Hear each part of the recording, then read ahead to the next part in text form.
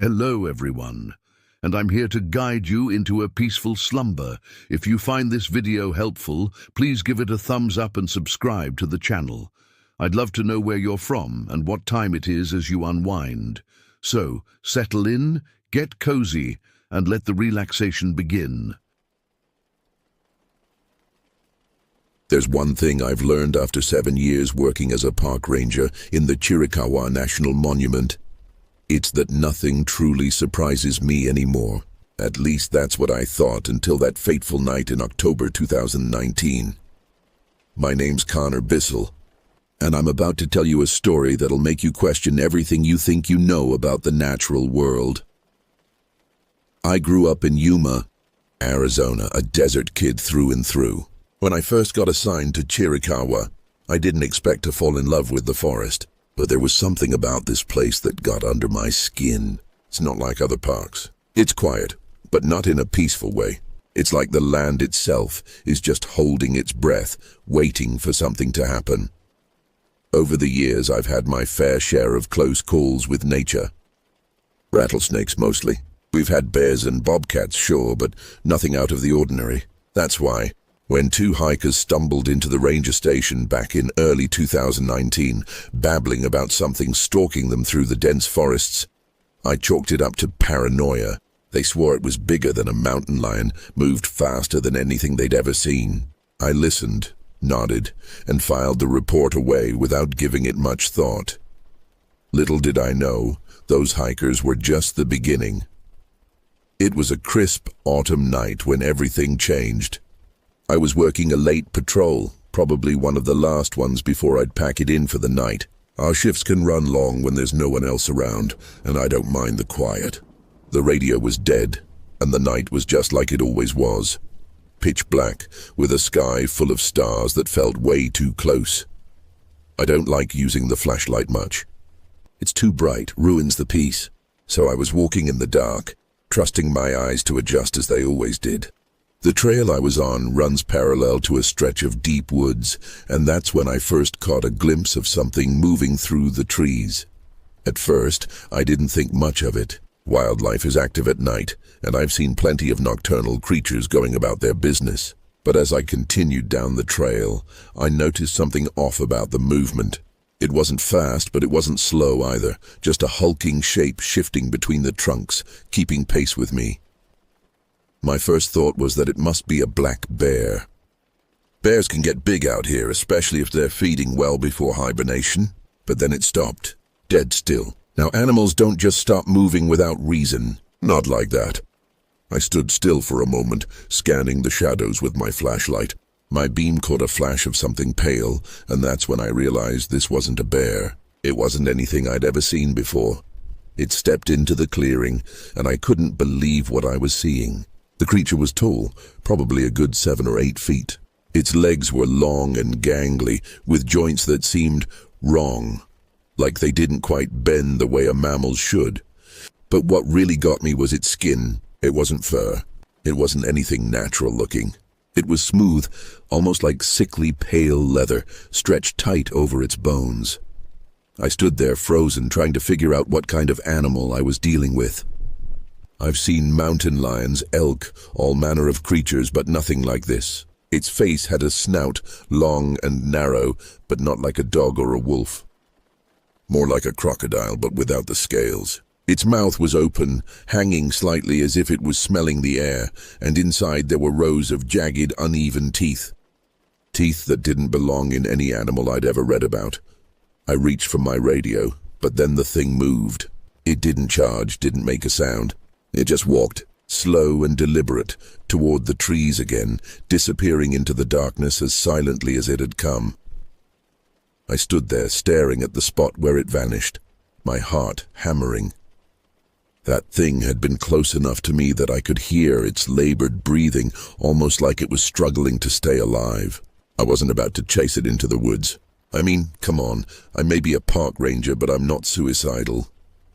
Instead, I kept walking down the trail, eyes darting left and right, trying to make sense of what I saw. The forest was dead silent after that. No wind, no rustling leaves, not even a single chirp from a cricket. That's when I knew something was wrong. Animals don't just vanish like that. They scatter, they hide.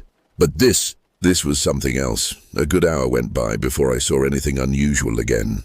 By that point, I had almost convinced myself that I'd been seeing things. Maybe a trick of the light, I thought. Maybe a weird shadow. But deep down, I knew better. I've spent years in these woods. I know every rock, every tree, every sound that comes with the night. As I continued my patrol, I couldn't shake the feeling of being watched. The silence was oppressive, pressing in on me from all sides. I found myself jumping at every snapped twig, every rustle of leaves.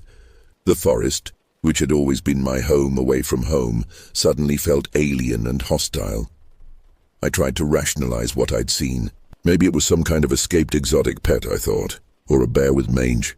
But even as I considered these possibilities, I knew they didn't fit. What I'd seen was something entirely different, something that shouldn't exist in our world.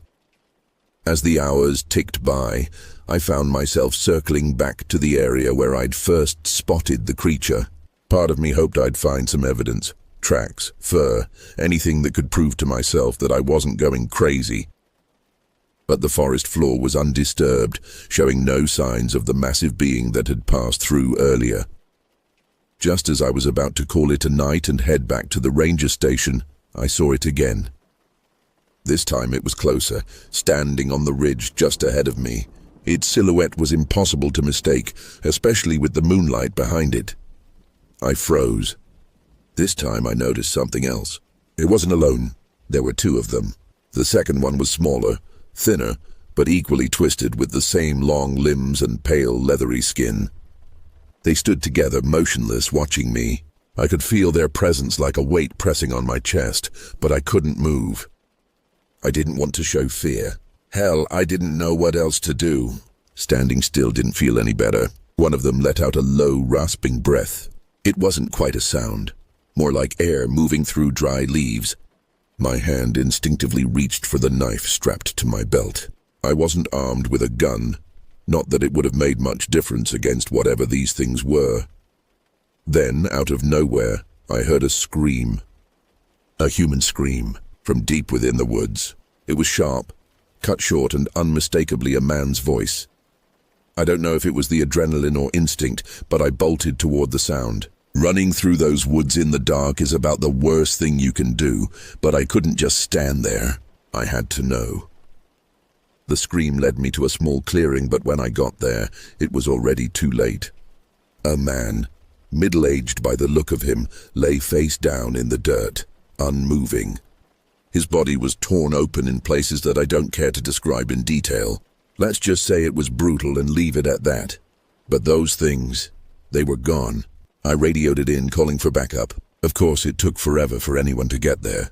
By the time they did, I'd already searched the area. But there was no sign of the creatures. Not a trace.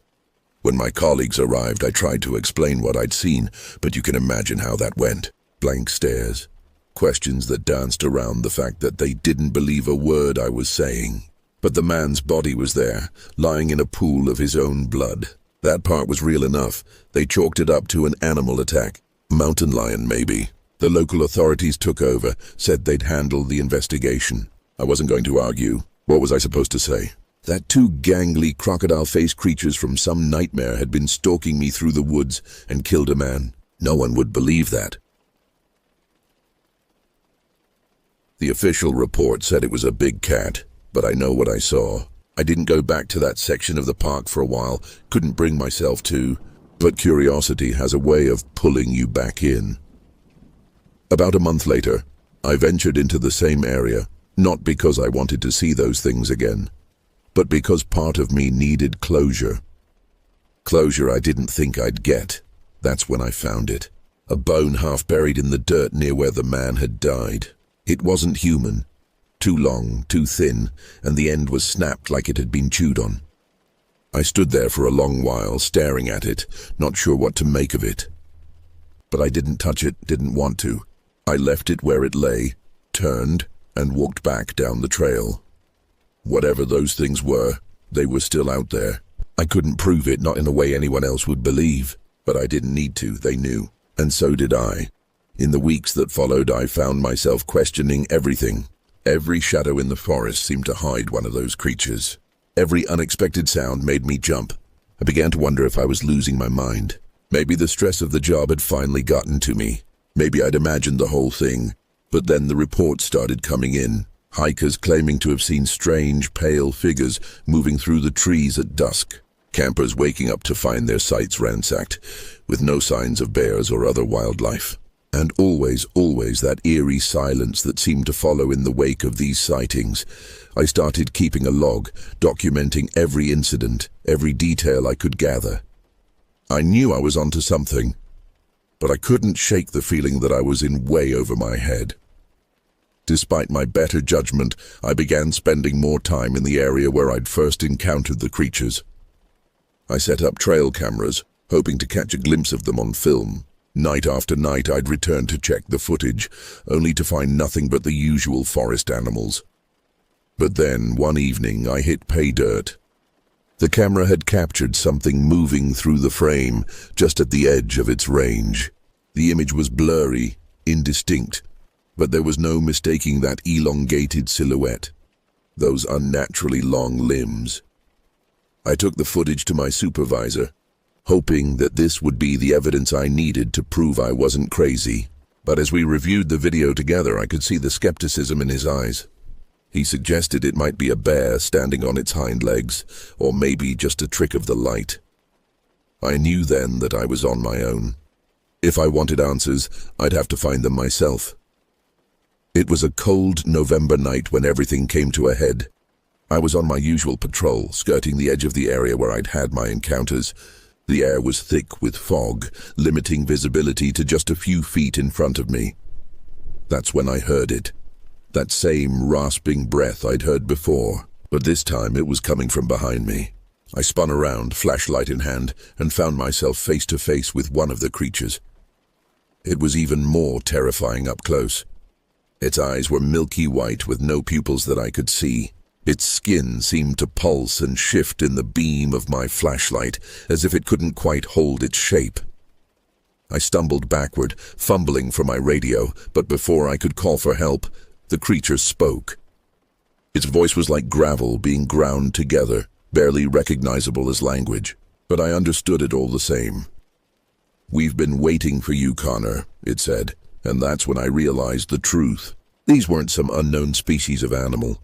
They weren't from our world at all. They were something else entirely. Something that had been watching us, studying us, for who knows how long.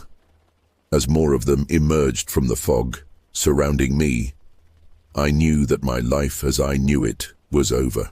The Chiricahua National Monument wasn't just a park, it was a gateway, and I had just stumbled through it. I'm writing this down now, in the hopes that someone will find it and understand what's happening here. The creatures, they call themselves the Whispers. They've shown me things that I can't unsee. Realities beyond our own, existing alongside ours, separated by the thinnest of veils. They say they need me, that I'm important somehow. But I don't know if I can trust them. All I know is that the forest isn't what we thought it was. It's alive in ways we never imagined, and it's hungry. If you're reading this, be careful out there. The shadows are deeper than you think, and what's lurking in them, well, let's just say, it's not something you'll find in any guidebook. Remember, the silence is your first warning. When the forest goes quiet, that's when you know they're near. And if you hear that rasping breath, run, and don't look back. Because in the end, that's all any of us can do. Run, and hope that whatever's out there doesn't catch up to us. But deep down, I think we all know the truth. It's already here. It's been here all along. And it's only a matter of time before it decides to step out of the shadows and show itself to the rest of the world. God, help us all when it does.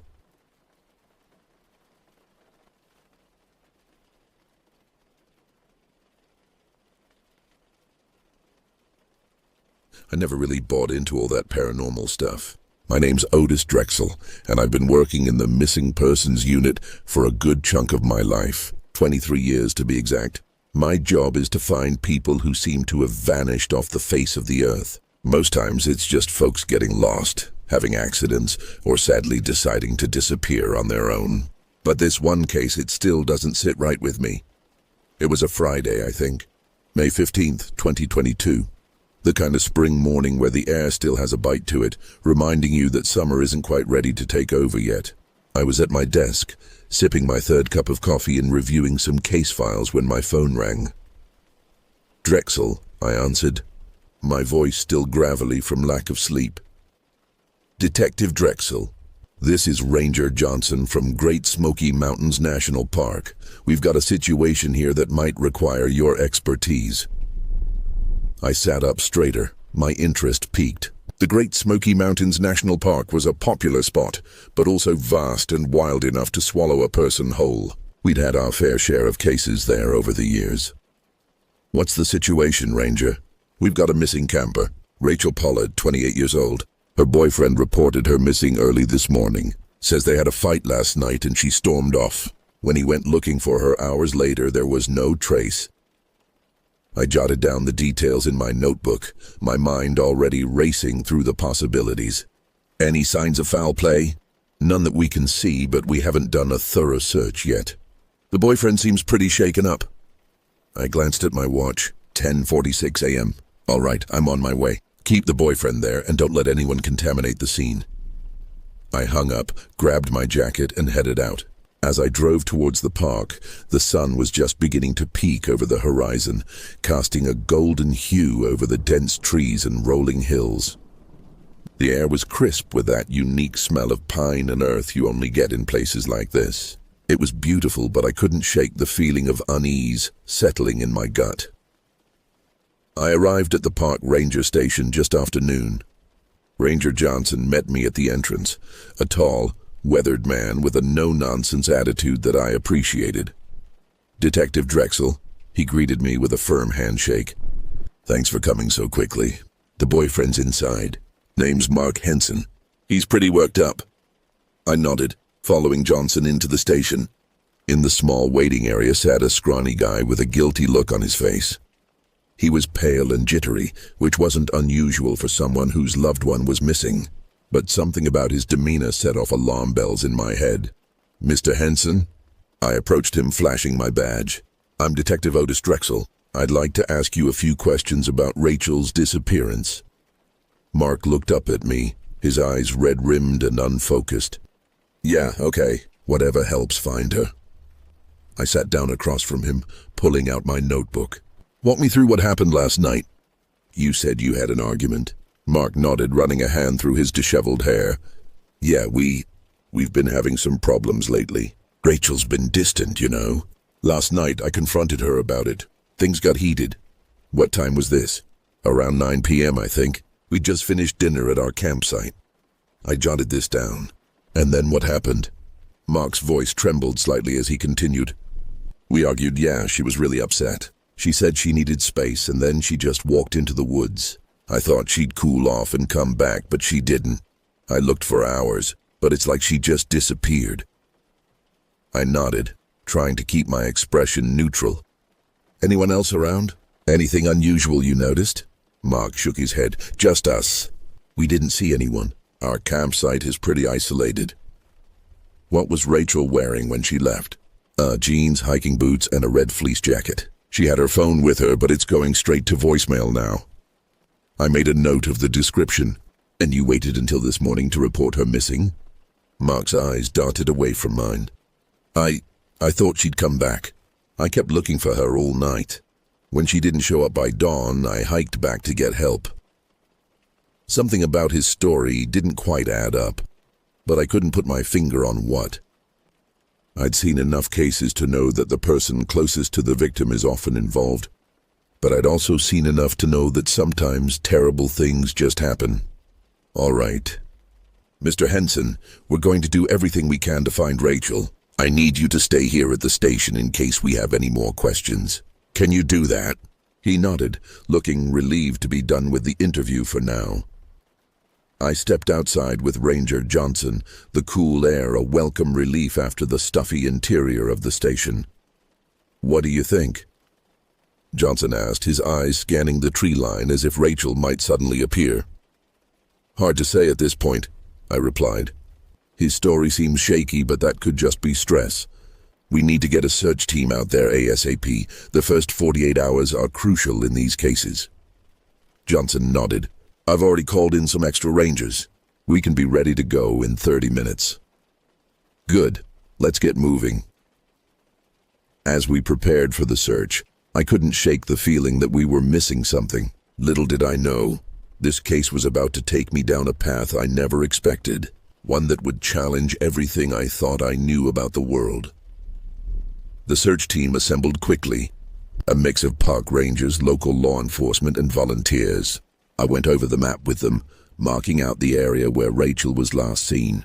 Her campsite was located in a less frequented part of the park, about a 2-hour hike from the nearest road.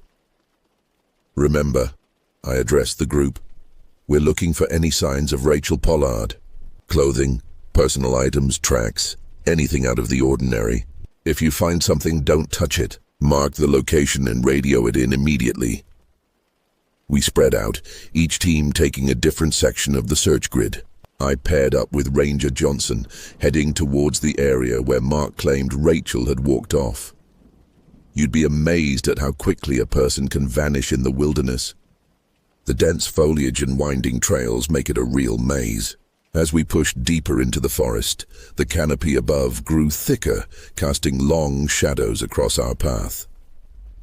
How often do you get missing persons cases out here?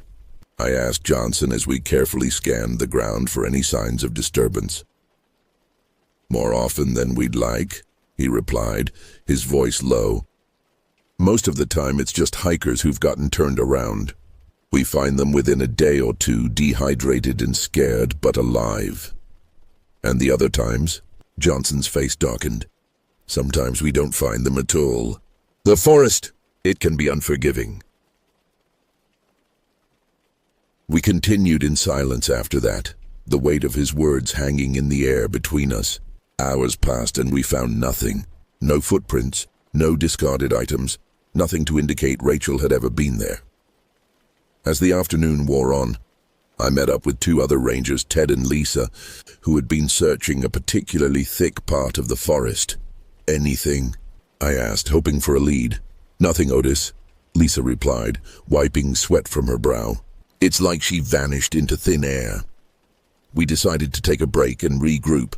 The woods were silent, almost unnaturally so. It's something you get used to in my line of work, but it doesn't mean it's not unsettling. The stillness can play tricks on your mind. As we sat there, catching our breath and comparing notes, I couldn't shake the feeling that we were being watched. I kept glancing over my shoulder, expecting to see something lurking just out of sight. But there was never anything there. Just trees and shadows. We should head back soon, Johnson said, checking his watch. It'll be dark in a couple of hours. I nodded, but I was reluctant to give up. Something about this case had gotten under my skin. Let's do one more sweep. There's a small trail over there that we haven't checked yet. The others agreed, and we set off towards the narrow path I'd spotted. It was overgrown and looked like it hadn't been used in years. Something about it drew me in. As we made our way down the trail, the forest seemed to close in around us. The trees grew denser, their branches forming a canopy that blocked out most of the fading sunlight. The air grew cooler, and the silence more pronounced. It felt like stepping into another world. We were about half a mile in when I saw something strange.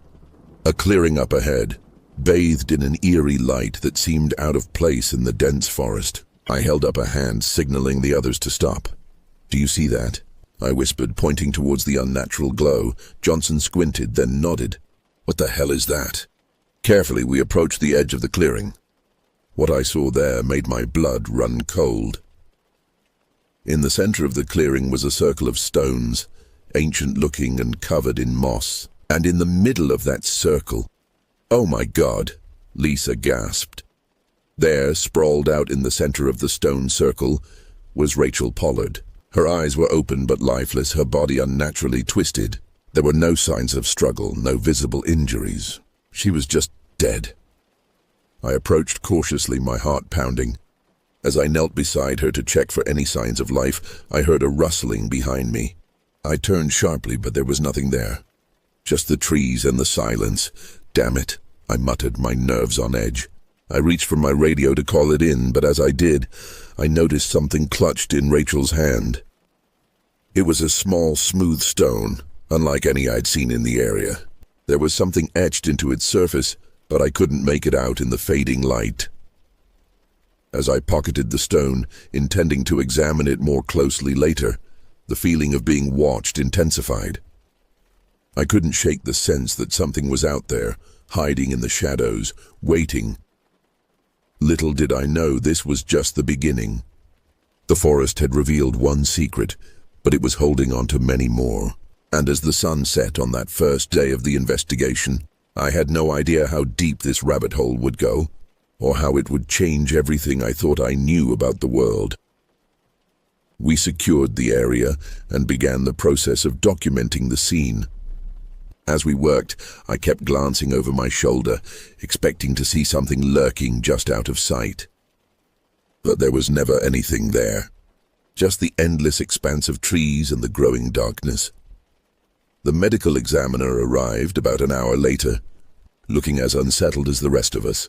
Dr. Maria Suarez, a seasoned professional I'd worked with on numerous cases, knelt beside Rachel's body, her face a mask of concentration. "What do you think, Doc?" I asked, trying to keep my voice steady. She looked up at me, her brow furrowed. "I can't say for certain without a full autopsy, but there's no apparent cause of death. No marks, no wounds, nothing. It's as if she just stopped living." A chill ran down my spine at her words. In all my years on the job, I'd never encountered anything like this. We were packing up to leave when Ted called out, "Otis, over here. You need to see this." I walked over to where he was standing, just outside the clearing. There, partially hidden under a fallen tree, was another body. This one was older, much older. The clothes were tattered and the remains skeletal. "This just keeps getting better," I said, sarcasm masking my unease.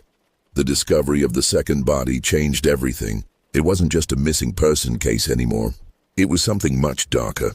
We called in more teams, and soon the area was swarming with personnel. The skeletal remains were carefully excavated and sent to the lab for analysis. As night fell, the park took on an even more sinister tone. The rangers set up a perimeter, and we camped out, unwilling to leave the scene unattended. I couldn't sleep. My mind was racing with questions and theories. What had happened to Rachel? And what about the old remains? It didn't make sense. People don't just die for no reason. Around midnight, as I sat by the campfire, I heard a low, almost inaudible hum. It seemed to come from all around us, reverberating through the trees. I looked at Ted and Lisa, but they were deep in conversation, oblivious to the sound. I stood up, my flashlight in hand, and walked towards the edge of the clearing. The hum grew louder, more insistent. I shone the light into the woods, half expecting to see something watching me. But there was nothing. "Everything okay, Otis?" Johnson's voice made me jump. "Yeah, just thought I heard something," I replied, trying to sound casual. The rest of the night passed without incident, but the feeling of unease never left. By morning, we were all eager to get back to the main station and report our findings. As we packed up, I remembered the strange stone I'd found in Rachel's hand. I pulled it out of my pocket, turning it over in the morning light. The etching was clearer now, but I still couldn't make sense of it. It looked like some kind of symbol, ancient and worn. "Hey, Ted, take a look at this," I called out. He walked over, squinting at the stone. "What do you think it is?" "No idea, but it feels out of place," I said, pocketing the stone again. "Let's get it back to the lab, see if they can make anything of it." We made our way back to the park's main office, the events of the past day weighing heavily on us. Rachel's body was taken to the morgue, and the skeletal remains were sent for further analysis. I handed the stone over to our forensics team, hoping it would provide some answers.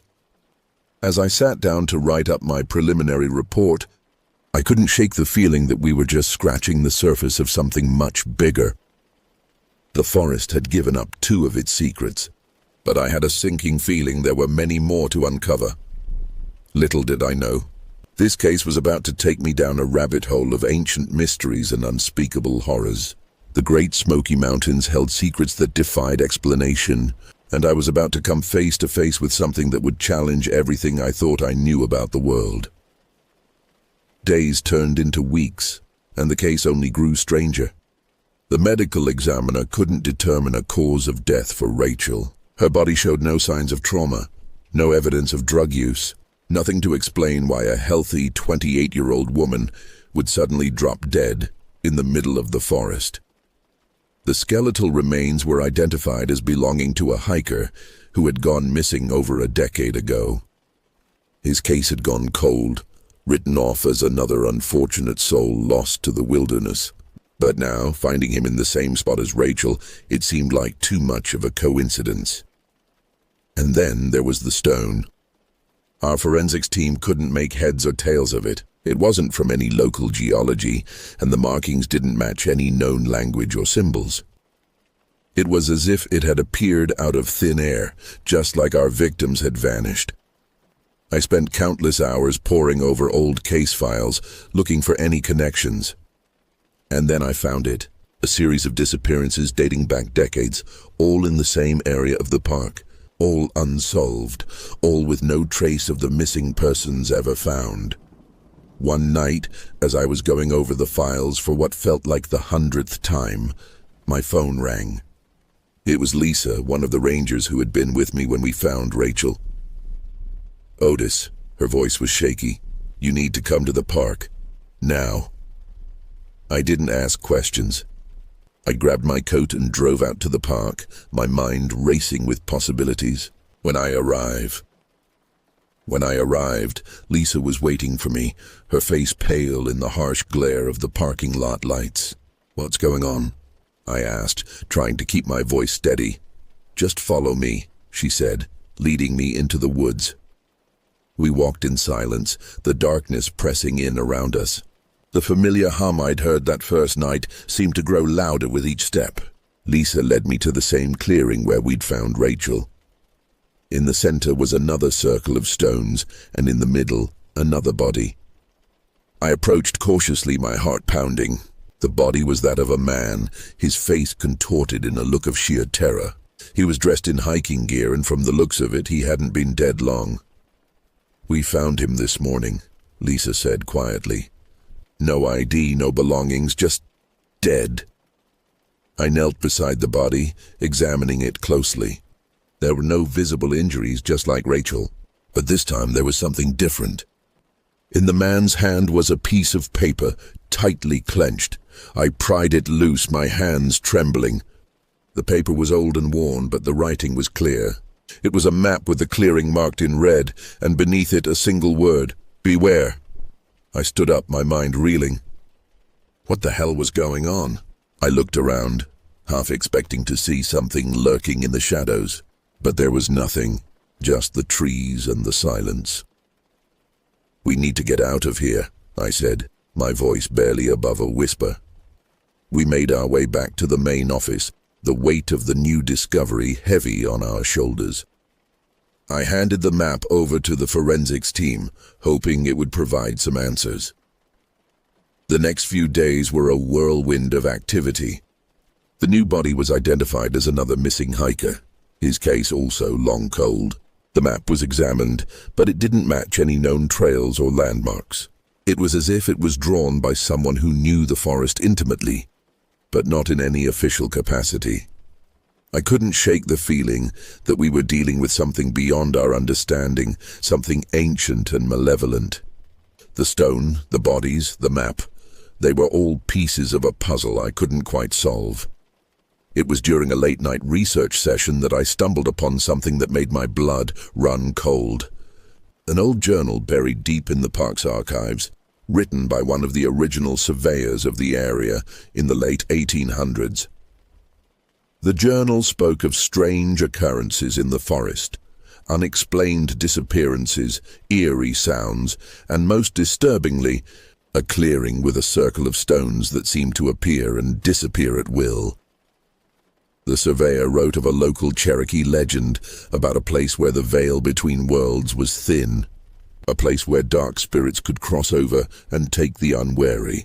The description matched our clearing perfectly. I knew then that we were dealing with something beyond the realm of normal police work. But I also knew that I couldn't just walk away. Too many people had vanished. Too many families were left without answers. I gathered a team of trusted colleagues, including Ted and Lisa, and we set out for the clearing once more. This time we were prepared, or so we thought. We had cameras, recording equipment, and enough supplies to last days. As we entered the clearing, the air grew heavy with tension. We set up our equipment, documenting everything meticulously. Hours passed and nothing happened. The forest was silent, almost unnaturally so. And then, just as the sun began to set, we heard it. The low hum growing louder and more insistent. We looked around, but there was nothing. Just the trees and the darkness closing in. Suddenly, the ground beneath us began to tremble. The stones in the circle glowed with an eerie light, casting strange shadows on the trees. And then, in the center of the circle, a figure appeared. It was tall and gaunt, its eyes glowing with an unnatural light. It moved with an eerie grace, its limbs long and thin. It looked at us and I felt a chill run down my spine. "Who are you?" I demanded, my voice shaking. The figure didn't respond. Instead, it raised a hand, and the ground beneath us began to crack. We stumbled back, trying to keep our footing. "Otis, what do we do?" Lisa shouted, her voice filled with fear.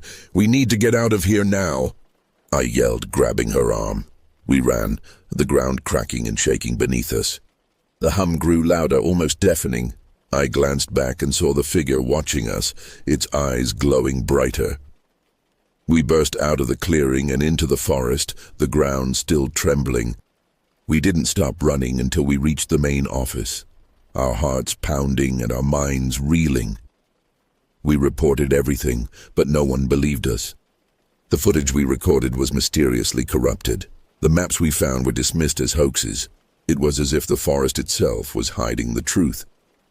Rachel's case remained unsolved, her death a mystery.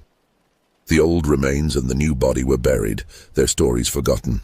But I knew there was something in those woods, something ancient and malevolent. In the months that followed, I tried to move on, to focus on other cases. But the events of that day haunted me. The forest had taken something from me, something I couldn't get back. I still have the stone, a small, smooth reminder of the unknown. And sometimes, late at night, I can still hear that low, insistent hum echoing through the silence. The great Smoky Mountains keep their secrets well. But for those who know where to look, the signs are there. A warning to the curious, a reminder that some mysteries are better left unsolved. As for me, I've learned to live with the uncertainty, with the knowledge that there are things in this world that defy explanation. But I can't help but wonder, as I look out at the distant mountains, how many more souls the forest will claim before its hunger is satisfied.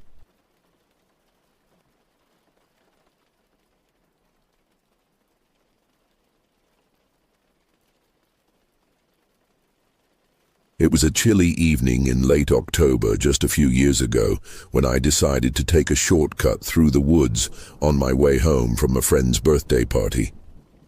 The celebration had been held at a grill hut deep in the forest near our village. A typical spot for gatherings like this, as we always enjoyed the peace and quiet of the woods. The night had been filled with laughter and the lingering aroma of grilled meat, which still hung in the cool air as I bid my farewells and set off towards home. There are two ways to get back to the village from the grill hut. The first is the main road, a bit longer but well lit and safe. The second is a narrow, dark forest path that cuts directly through the dense woods. It's a much shorter route, and honestly, I've taken it countless times since I was a kid. I've always felt comfortable in those woods, never once questioning my safety. That night, I didn't hesitate in choosing the forest path. As I left the warm glow of the hut's lights behind, the darkness of the woods engulfed me completely. The thick canopy of trees overhead blocked out any glimmer of moonlight that might have illuminated my way. Instinctively, I reached for my phone to turn on the flashlight, but as I pressed the button, nothing happened. The screen remained black. Of course, with my luck, the battery was completely dead. Thankfully, I always carry a small keychain flashlight for situations like this. It wasn't much, but it would be enough to guide me through the familiar path. I switched it on, the thin beam of light cutting through the oppressive darkness, and began to walk. With each step, the path seemed to narrow, the trees crowding in around me as their branches swayed ominously in the wind. The woods were unnaturally quiet, the only sound the occasional gust of wind rustling through the leaves. Something about the stillness made the hairs on the back of my neck stand up. There had been talk recently down at the local pub. One of the farmers had mentioned seeing strange, large footprints in the forest. Footprints that looked like they belonged to a dog, but much bigger. Some folks speculated it might be a wolf, but wolves are a rarity in these parts. At the time, I hadn't given the rumors much thought. But now, as I walked alone through the dark forest, I found myself unconsciously quickening my pace. I told myself it was just because of the chance of rain, but deep down, a seed of unease had taken root in my mind. The path winds close to some old castle ruins that overlook the village. It was when I reached this point that I realized just how utterly silent the forest had become. The wind had died down completely, and even the usual sounds of chirping insects and rustling nocturnal creatures were absent. The only noise was the echo of my own footsteps and the pounding of my heart, which seemed to grow louder with each passing second. The silence was oppressive, almost tangible, and it filled me with a deep sense of unease. I paused for a moment, straining my ears in an attempt to catch any hint of life in the woods around me.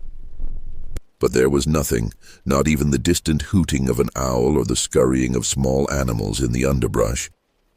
The stillness was absolute, and yet, despite the lack of any discernible sound or movement, I couldn't shake the disturbing feeling that I was not alone out here. The sensation of being watched crawled over my skin, making my flesh prickle with goosebumps that had nothing to do with the chilly night air. Slowly, I swung my flashlight around, the meager beam straining to penetrate the thick veil of darkness that pressed in from all sides. I desperately hoped to catch a glimpse of something, anything, that might explain this growing sense of dread. But the light was too weak, barely illuminating the path directly in front of me.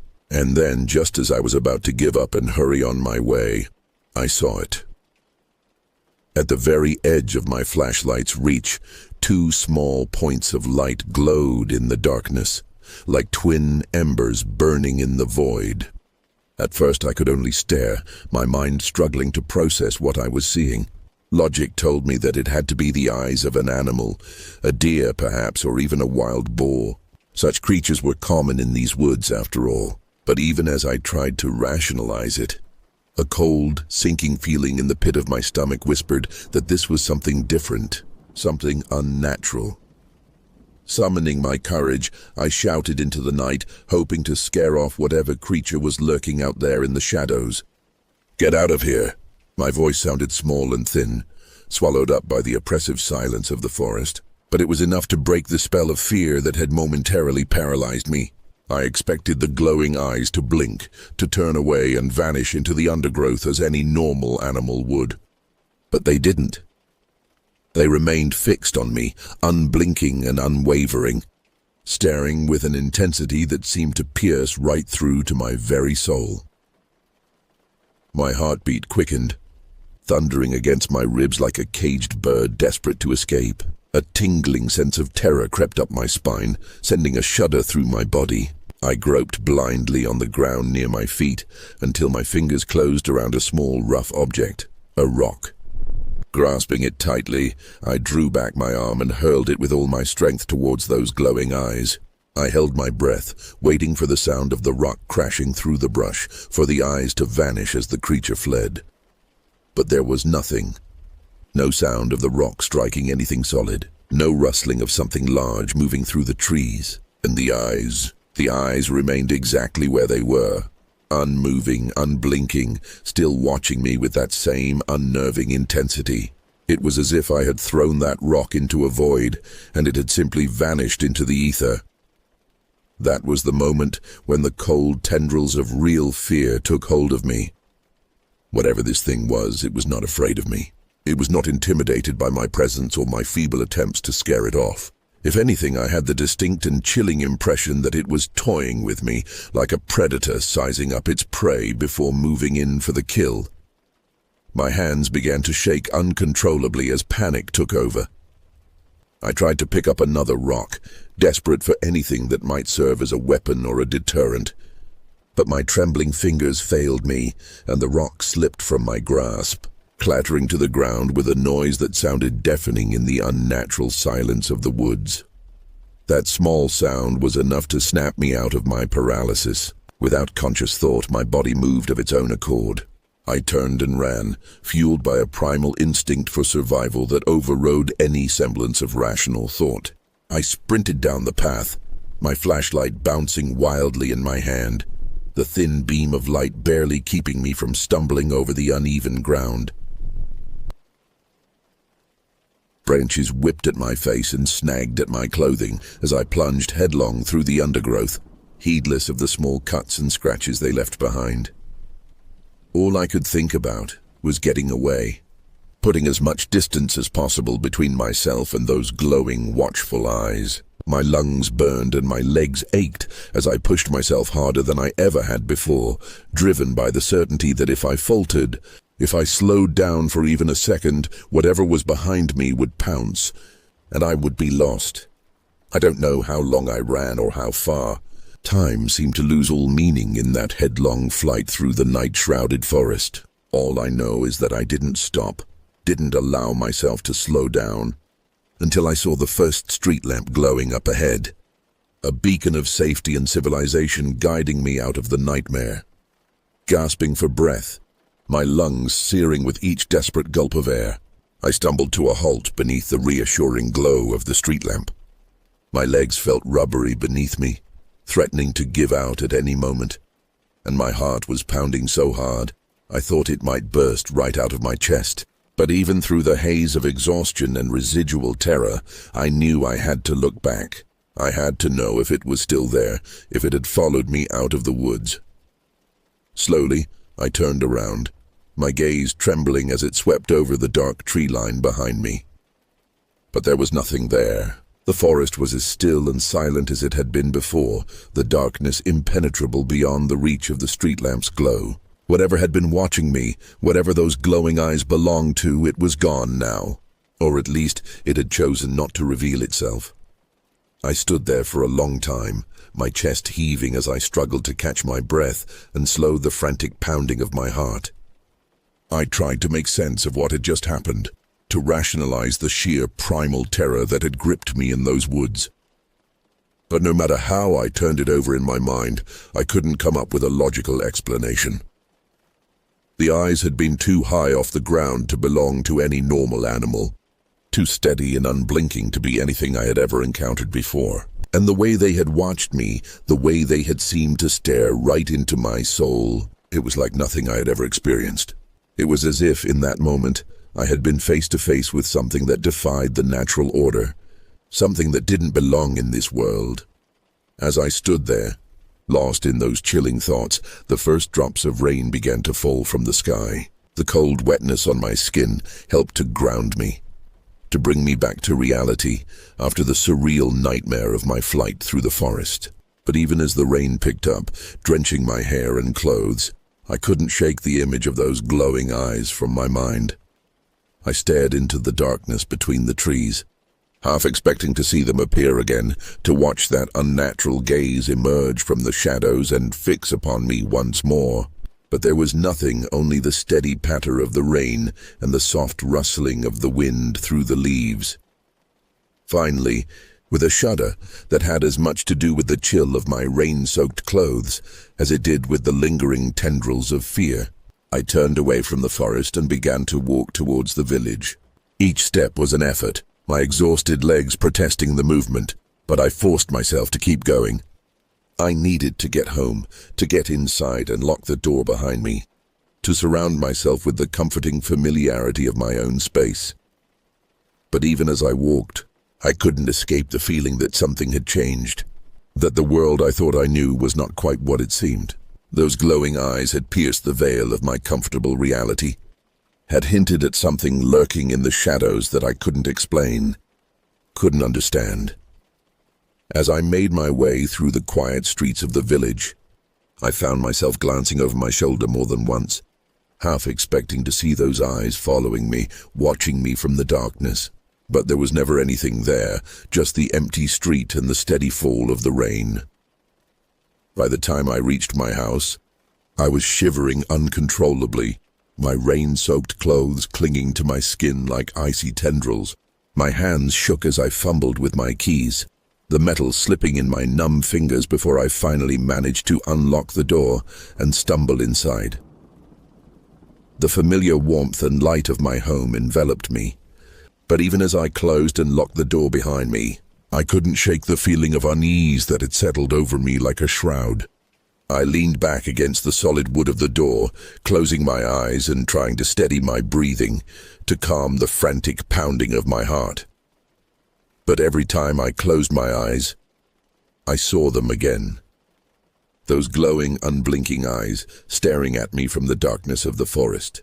The memory sent a fresh shudder down my spine, and I quickly opened my eyes again, staring around the comforting familiarity of my living room as if to reassure myself that I was safe, that the nightmare was over.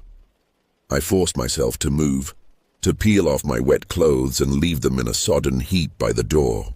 I wrapped myself in a thick, warm robe and made my way to the kitchen, my hands still trembling slightly as I filled the kettle and set it to boil. The routine of making tea, of going through the familiar motions, helped to calm my frayed nerves, to ground me in the reality of the present. But even as I sat at the kitchen table, cradling the steaming mug between my hands, I couldn't stop my mind from wandering back to the forest, to those glowing eyes and the unnatural silence that had surrounded them.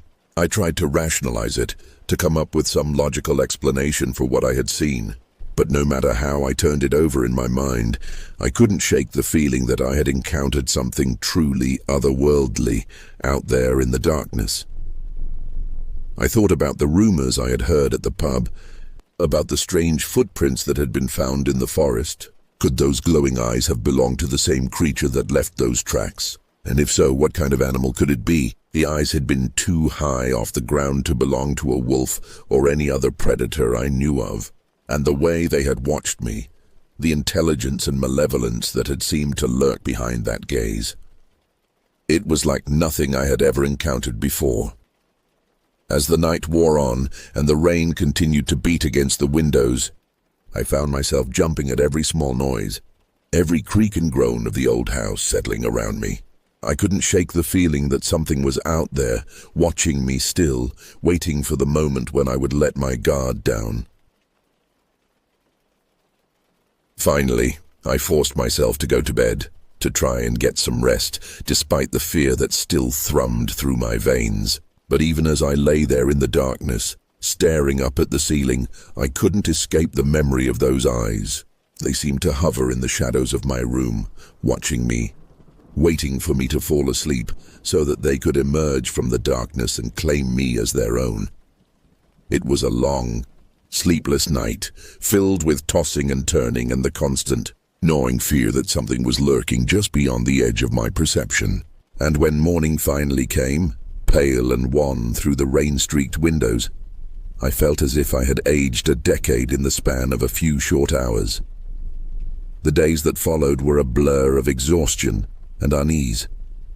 I went through the motions of my daily life, but my mind was never far from the forest, from the memory of those glowing eyes and the unnatural silence that had surrounded them.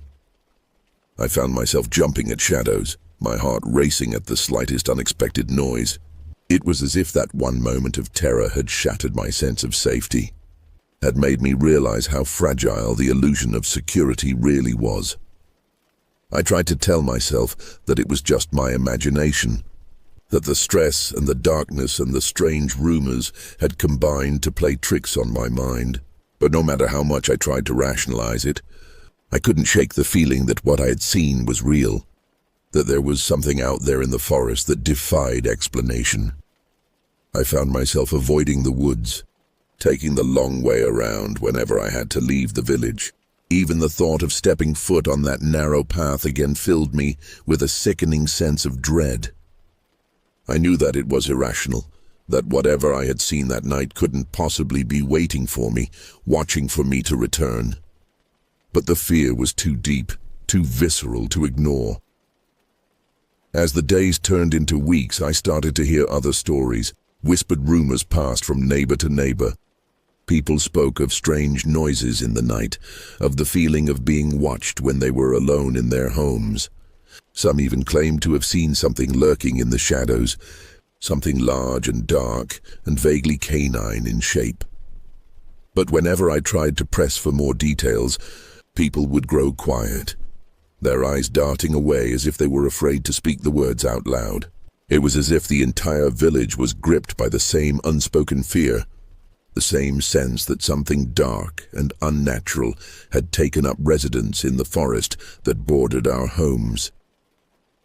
I couldn't help but wonder if I was the only one who had seen those glowing eyes, the only one who had come face to face with the creature that lurked in the darkness. But even if I was, I knew that I couldn't keep silent forever. I had to tell someone, had to share the burden of what I had seen before it drove me mad. And so, on a grey and overcast day, I found myself sitting in the village pub, my hands wrapped around a pint of ale as I stared into the depths of the amber liquid. The pub was nearly empty, just a few old-timers nursing their drinks in the corners, and the bartender wiping down the counter with a practiced hand. I took a deep breath, steeling myself for the conversation to come, and then, with a voice that shook only slightly, I began to speak. "I saw something in the forest," I said, my words sounding hollow and small in the quiet of the pub. Something that shouldn't be there. Something unnatural. The bartender paused in his cleaning, his eyes meeting mine with a look of wary understanding. "You too?" The bartender's words hung in the air between us, a confirmation of my deepest fears. I felt a chill run through me, a sense of dread that had nothing to do with the cool dampness of the day outside. "What do you mean, you too?" I asked, my voice barely above a whisper. "Have you seen it?" The bartender glanced around the pub as if to make sure that no one was listening. Then he leaned in closer, his voice low and urgent. "Not me," he said, "but others have. They've come in here, just like you, with that same look in their eyes, that same fear. They've seen something out there in the woods, something that doesn't belong." I felt a surge of relief wash over me, a sense that I wasn't alone, that I wasn't losing my mind. But it was quickly followed by a renewed sense of terror, a realization that the creature from the forest was real and that it was still out there, watching and waiting. "What is it?" I asked, my voice trembling. "What have they seen?" The bartender shook his head. "No one knows for sure. Some say it's a wolf, but bigger and meaner than any wolf has a right to be. Others say it's something else entirely, something that doesn't belong in this world." He paused, his eyes distant as if he were seeing something that only he could perceive. "There are old stories," he said finally. "Stories that have been passed down through generations. Stories of creatures that lurk in the shadows, waiting to prey on the unwary. Some say they're the spirits of the forest, angry at the encroachment of man. Others say they're something else entirely, something that has always been here, watching and waiting." I felt a shiver run down my spine at his words, a sense of ancient primal fear that seemed to reach up from the depths of my being. I had always scoffed at such stories, dismissing them as the superstitious ramblings of a bygone age. But now, with the memory of those glowing eyes still fresh in my mind, I couldn't help but wonder if there was some truth to them after all. "What do we do?" I asked, my voice small and lost in the quiet of the pub. "How do we stop it?" The bartender shook his head again. "I don't know," he said. "No one does. All we can do is be careful, and hope that it stays in the forest where it belongs." I nodded, my throat tight with fear and uncertainty. I knew that I couldn't hide forever, that I would have to face my fears eventually. But for now, the thought of venturing back into those woods, of coming face to face with those glowing eyes again, was more than I could bear. I finished my drink in silence, the weight of the bartender's words hanging heavy on my shoulders. And then, with a final nod of thanks, I stepped out into the grey and drizzling day, my mind churning with the implications of what I had learned. The days turned into weeks and the weeks into months, and still the fear lingered. I couldn't shake the memory of those glowing eyes, or the sense that something dark and unnatural was lurking just beyond the edge of my perception. I found myself jumping at shadows, my heart racing at the slightest unexpected noise. But as time passed, the fear began to fade, replaced by a growing sense of unease and uncertainty. I started to hear other stories, whispered rumors of strange happenings in the village and the surrounding countryside. People spoke of livestock going missing in the night, of strange tracks found in the mud and the snow. Some even claimed to have seen the creature themselves, a glimpse of something large and dark moving through the trees. I tried to tell myself that it was just talk, that people were letting their imaginations run wild in the face of the unknown.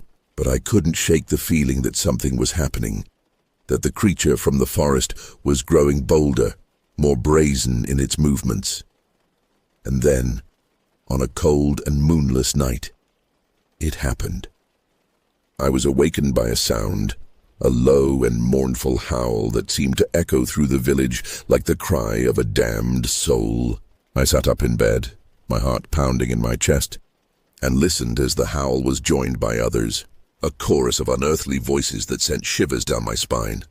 I stumbled to the window, my hands shaking as I drew back the curtains and peered out into the darkness. And there, at the edge of the village, I saw them. Glowing eyes, dozens of them, moving through the shadows like ghostly apparitions. They seemed to be coming closer, drawn by some unseen force towards the heart of the village. I heard screams then, the sounds of terror and panic as the other villagers were roused from their slumber by the same unearthly howls. I saw lights flicker on in windows, saw people stumbling out into the streets in their nightclothes, their faces pale and terrified in the moonlight. And still the eyes came closer, the howls growing louder and more insistent with each passing moment. I felt a surge of fear wash over me, a primal terror that seemed to reach up from the depths of my being. I knew that I should run, that I should flee the village and never look back. But something held me in place, a morbid fascination that wouldn't let me look away. And then, as the eyes reached the first houses on the outskirts of the village, I saw it. A shape, large and dark and vaguely canine, moving through the shadows with a fluid grace that was almost hypnotic. It was larger than any wolf I had ever seen, its fur a deep, inky black that seemed to absorb the light around it. As I watched, transfixed by horror, the creature emerged from the shadows and into the moonlight. And then I saw its face, saw the glowing eyes that had haunted my dreams for so long. But it was the other features that sent a fresh wave of terror washing over me. The creature's muzzle was too long, too narrow to be that of any natural wolf, and its teeth, bared in a snarl of hunger and rage, were jagged and sharp like broken glass. I stumbled back from the window, my heart pounding in my chest. I knew that I had to do something, had to warn the others before it was too late. But even as I reached for the door, I heard a sound that froze the blood in my veins. It was a scream, high and piercing, cut off abruptly by a wet, tearing sound that could only be the rending of flesh. And then the screaming began in earnest, a chorus of terror and agony that echoed through the village like the cries of the damned. I felt a surge of panic wash over me, a desperate need to run, to hide, to do anything to escape the horror that had descended upon us. But even as I stumbled towards the door, I knew that it was too late.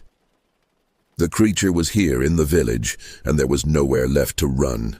All I could do was pray that my end would be quick, and that the darkness would take me before I had to witness the full extent of the horror that had been unleashed upon us. In the end, it was the silence that was the most unnerving.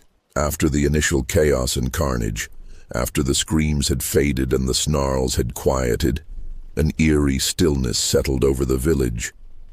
It was as if the world itself was holding its breath, waiting to see what fresh horrors the night would bring. I huddled in my house, too terrified to move, too numb with shock to even cry. I could hear the sounds of movement outside, the soft padding of paws on the cobblestones, the occasional crunch of bone and gristle.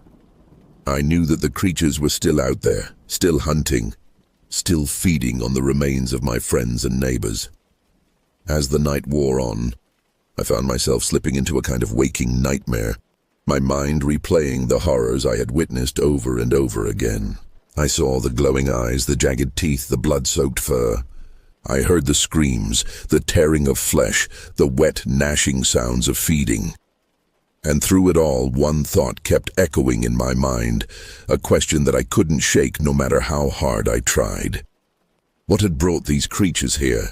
What had drawn them to our village, to our homes and our loved ones? Was it something we had done, some sin or transgression that had brought this horror down upon us? Or was it something else, something older and darker and more primal than anything we could imagine? Had we simply been unlucky enough to catch the attention of something that had always been there, lurking in the shadows, waiting for the right moment to strike? I didn't know, and as the hours dragged on and the night grew deeper, I began to realize that I probably never would. All I could do was sit there in the darkness, listening to the sounds of the creatures outside and waiting for the end to come. And when it did, when the door to my house finally splintered and the glowing eyes appeared in the shadows, I didn't even try to fight.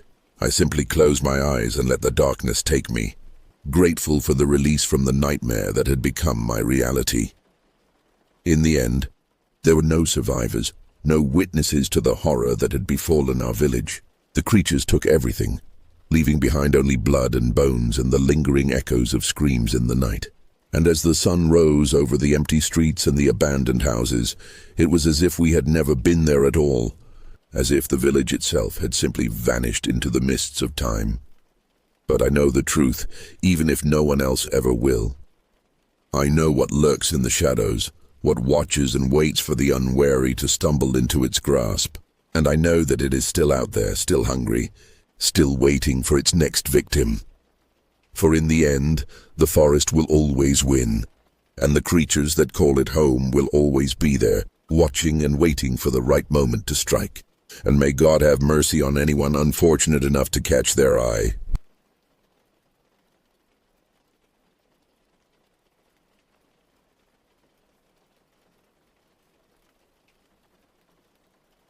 It was a warm summer day in June 2019 when my dad suggested we go fishing at a new spot along the river. I was 10 years old at the time and always looked forward to our fishing trips, even though I wasn't particularly skilled or interested in the actual fishing. I just enjoyed being outdoors and spending time with my dad. We arrived at the riverbank, and I was immediately struck by how different this location was from our usual tranquil ponds.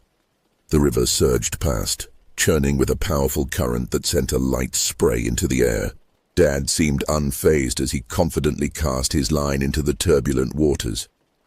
After watching him for a bit, restlessness overtook me, and I wandered over to the rocky shore. The stones were slick with river spray as I clambered over them, my 10-year-old imagination dreaming up adventures. In my mind, I transformed into a fearless explorer, leaping nimbly from rock to rock. That's when I first noticed the man standing downstream. He wore old-fashioned fishing attire that seemed like it belonged in a vintage photograph. Garbed in waders, a faded plaid flannel shirt, and a weathered canvas hat, he stood completely still, facing the rushing current. I found it odd that he was positioned several yards behind my dad, yet neither of them acknowledged each other. My father was usually so friendly, eager to strike up a conversation with anyone, but he continued fishing, seemingly oblivious to the stranger's presence. As if sensing my gaze, the man by the river suddenly turned in my direction. With a solemn expression, he gestured for me to come over to where he stood at the water's edge. I hesitated briefly, but seeing as he was only a short distance from my dad, I figured it was safe to approach. The man crouched down as I drew near, bringing his face level with mine. What I saw in his eyes made my breath catch in my throat. They were filled with a profound, almost tangible sadness, the kind of melancholy that spoke of tragedies I couldn't begin to fathom at my young age. Those haunted eyes bore into mine with startling intensity. In a grave whisper, he cautioned, "You mustn't play so close to the river, child. The rocks are treacherous and the current unforgiving. It would pull you under in an instant, stealing the breath from your lungs. Steer clear of the water's edge." A shiver ran through me despite the warm day. Something about his words, spoken with such heavy sorrow, unnerved me deeply. I mutely nodded my agreement to stay away from the rocks and hurried to find a patch of wildflowers to pick instead, putting some distance between myself and the unsettling stranger. When my dad came looking for me later, puzzled by my change in activity, I recounted my interaction with the grim-faced fisherman. Dad's forehead creased in bewilderment as he scanned the area. "I don't see any other fishermen around, honey. Are you sure you didn't imagine it? We've been the only ones out here all day." I insisted that the man had been there, that we had spoken, but my father just shook his head as he pointed out our lone vehicle in the empty parking lot. An inexplicable tenseness had settled over him. He hastily gathered up our gear, mumbling that it was best we cut our trip short and head to the donut shop instead.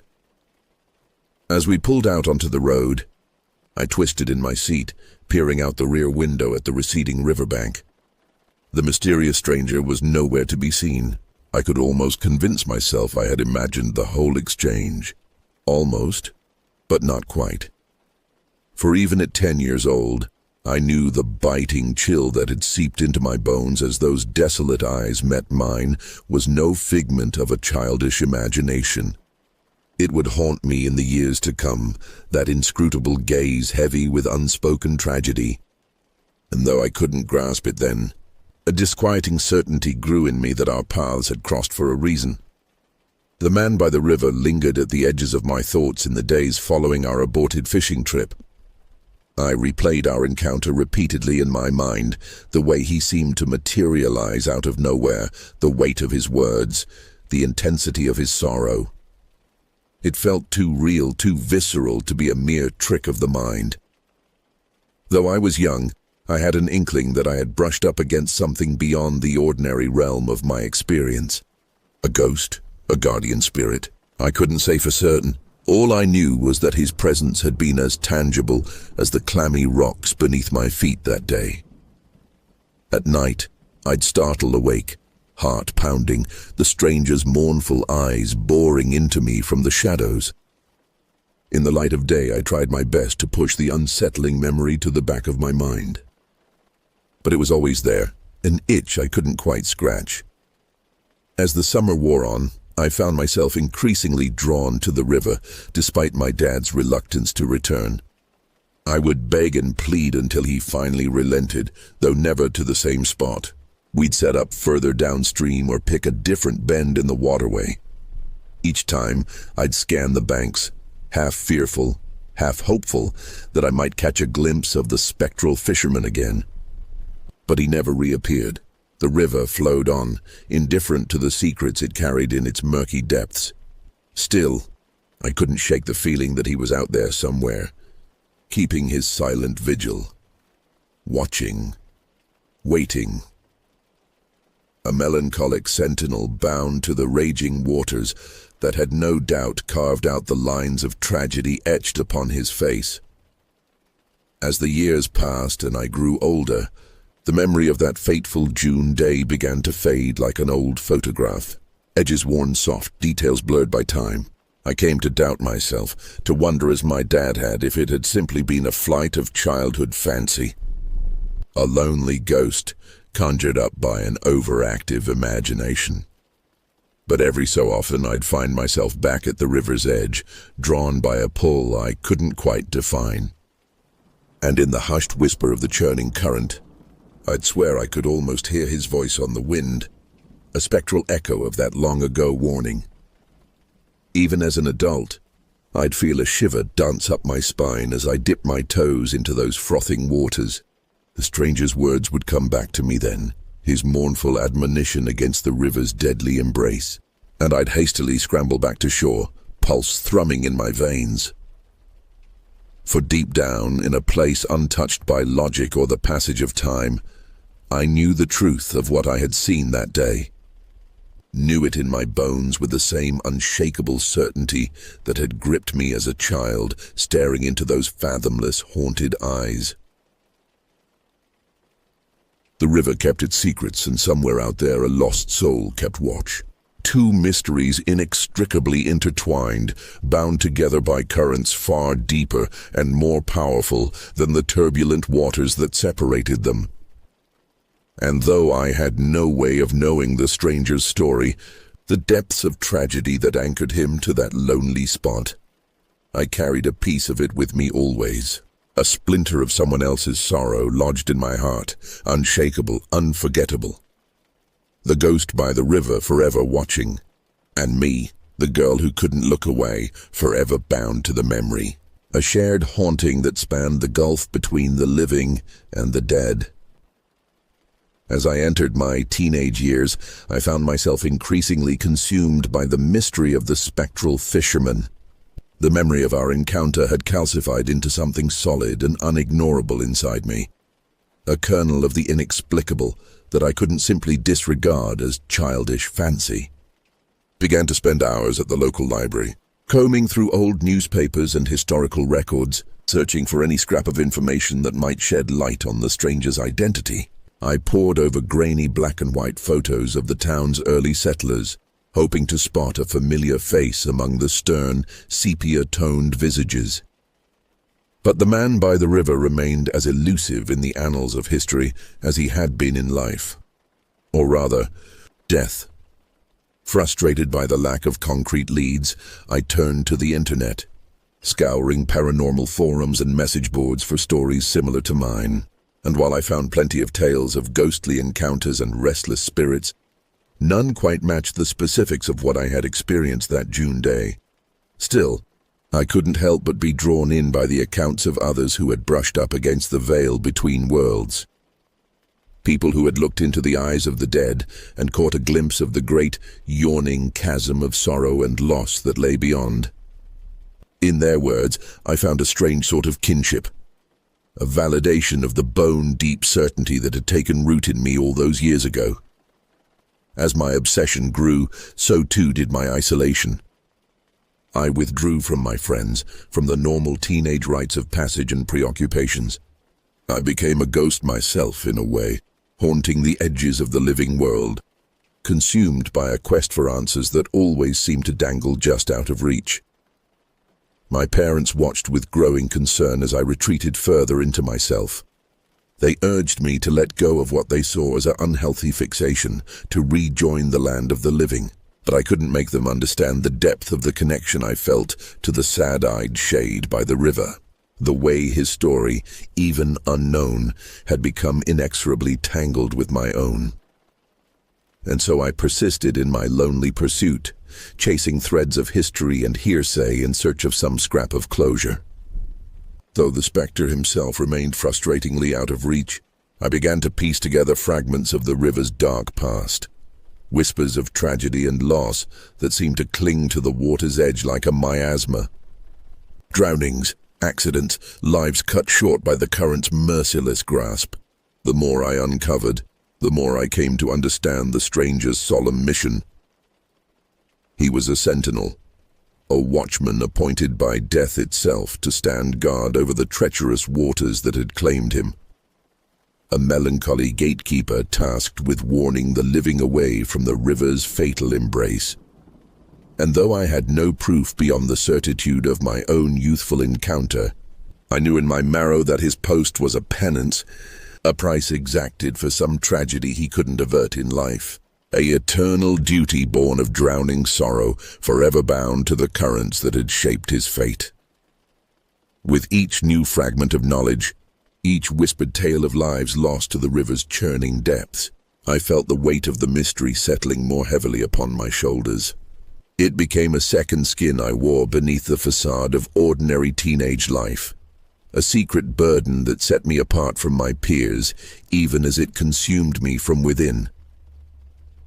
In the stranger's haunted eyes, I had glimpsed a sorrow beyond words, beyond comprehension, and now, with every new piece of the puzzle I uncovered, I felt myself being drawn deeper into the shadows of that grief, a threnody of loss, echoing across time, calling me further into the river's darkest reaches. The weight of the mystery I carried began to take its toll as the years slipped by. The once vibrant curiosity that had fueled my search for answers slowly calcified into something harder, sharper. An obsession that cut me off from the world of the living, even as it bound me more tightly to the dead. I withdrew from my few remaining friends. My grades slipped as I lost myself in the labyrinthine threads of history and hearsay. The concerns of ordinary teenage life, crushes, social drama, college applications, all felt distant and unreal compared to the dark, inexorable pull of the river's secrets. My parents, once merely concerned, grew frightened by the change in me. I overheard them whispering in the kitchen late at night, hushed, urgent exchanges punctuated by my mother's muffled sobs. They spoke of therapy, of medication, of sending me away somewhere to get help.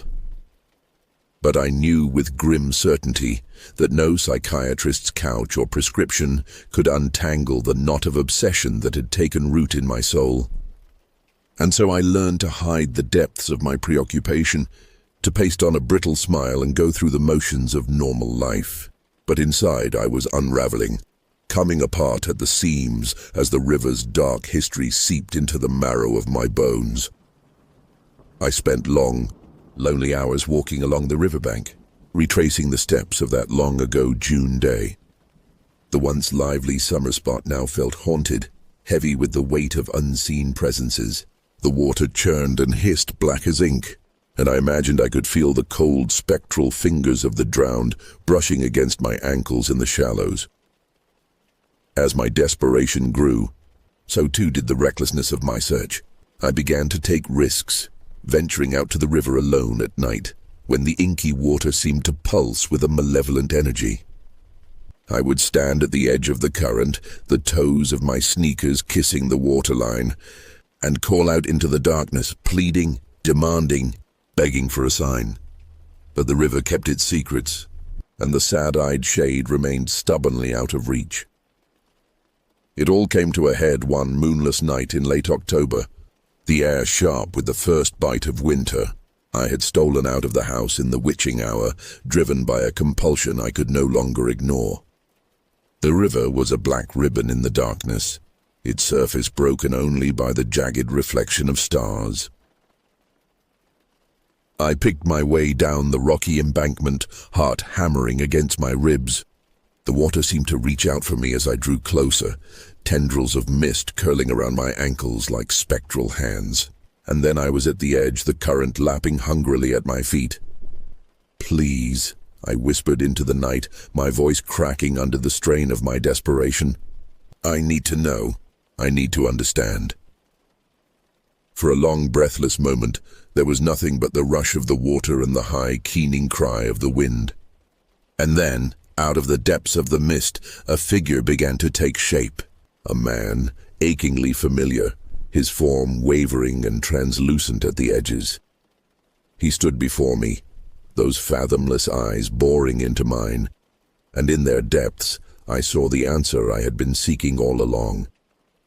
A tragedy, a life cut short, a restless spirit bound by guilt and grief to the scene of his own demise.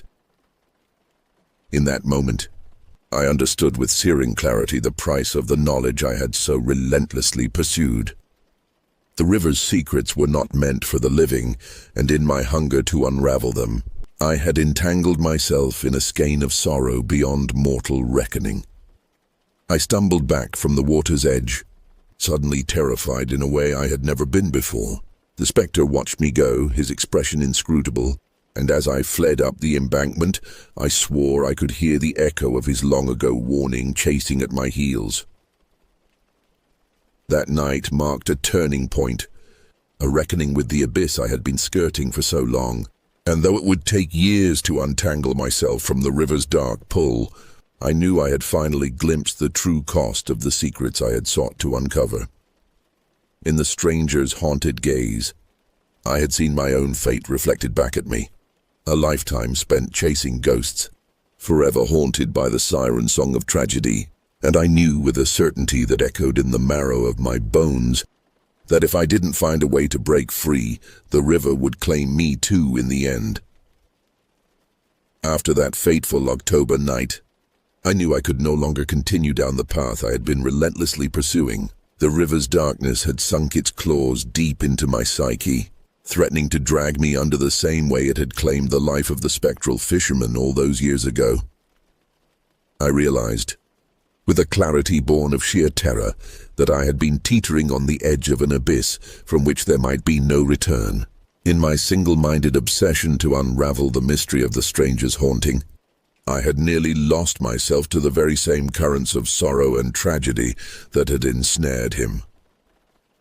And so, with a heavy heart and trembling hands, I made the decision to step back from the river's edge, to turn my face away from the shadows and seek out the light, no matter how feeble and flickering it might seem in comparison to the consuming intensity of my quest. It was a decision that brought me no peace, at least not at first. Walking away felt like a betrayal, a cowardly abandonment of the sad-eyed shade who had first set me on this path. In the early days of my withdrawal, I was haunted by dreams of the fisherman, his spectral form wavering at the edges of my consciousness, his eyes boring into mine with a mute accusation. I would wake in the night, drenched in icy sweat, my heart jackrabbiting against my ribs as the remnants of the dream clung to me like a second skin. In those moments it took every ounce of willpower I possessed not to throw on my clothes and race down to the riverbank, to plunge myself into the inky depths in a desperate bid to recapture the connection I had so abruptly severed. But I held fast to my resolve, white-knuckling my way through the long, sleepless nights and the grey, listless days that followed. I threw myself into the mundane routines of my life with a forced fervor, trying to lose myself in the banal concerns of homework and household chores. It was a pale imitation of normalcy, a flimsy facade that fooled no one, least of all myself. My parents watched me with wary eyes, their relief at my apparent reprieve from the river's thrall tempered by the unspoken fear that it was only a temporary respite. And in truth, I couldn't blame them for their skepticism. I felt the pull of the river like a constant ache in my bones, a yearning that no amount of distraction or determination could fully quell. It was always there, a dark undercurrent to my thoughts, threatening to sweep me away the moment I let my guard down. But gradually, imperceptibly at first, the stranglehold of my obsession began to loosen its grip. The dreams of the fisherman grew less frequent, less vivid, until one day I realized I couldn't quite recall the exact shade of sorrow in his eyes anymore. It was a bittersweet realization, a release that came hand in hand with a sense of loss. In turning my back on the river's secrets, I felt I had lost some essential part of myself, some vital connection to a world beyond the veil of the ordinary. But as the weeks turned to months and the seasons slowly shifted, I began to understand that perhaps this loss was necessary, that in order to truly live, I had to learn to let go of the ghosts that haunted me, no matter how seductive their whispers might be. And so, with each passing day, I learned to rebuild myself, piece by fragile piece. I relearned how to find joy in the simple things, the warmth of the sun on my face, the laughter of my friends, the sweet, uncomplicated pleasure of a job well done. It was a slow, painstaking process, this reclamation of my life from the shadows. There were still moments when the call of the river would rise up like a siren song, threatening to lure me back into the depths of my obsession. But each time, I found the strength to resist, to turn my face resolutely towards the light. And gradually, the specter of the fisherman began to fade, his hold on me weakening like a knot gently unraveling.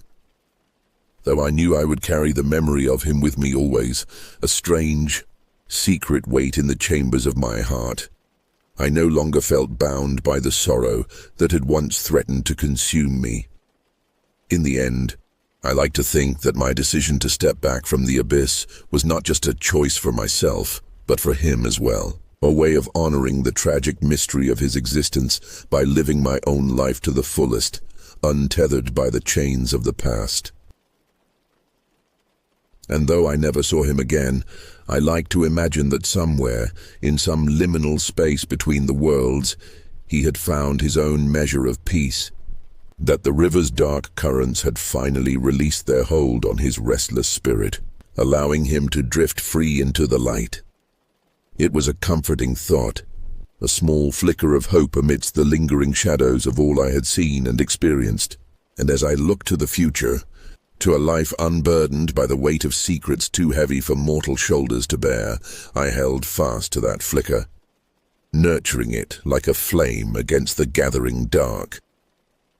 The years slipped by like water through cupped palms, and with each passing season, I felt myself moving further away from the river's darkly seductive pull. Gradually, the gut-wrenching terror of those early days of withdrawal gave way to a duller, more manageable ache, the bittersweet pang of an old wound that never quite heals, but slowly learns to bear its own weight. I finished high school in a haze of determined normalcy, my once consuming obsession with the spectral fisherman fading into a secret, shadowy corner of my psyche. To the outside world, I was just another teenage girl navigating the turbulent waters of adolescence, worrying about prom dates and college applications, not the restless ghosts of the long dead. But even as I threw myself into the mundane rituals of teenage life, I knew that some essential part of me would always belong to the river, that I would forever carry the weight of its secrets like a second heart beating alongside my own.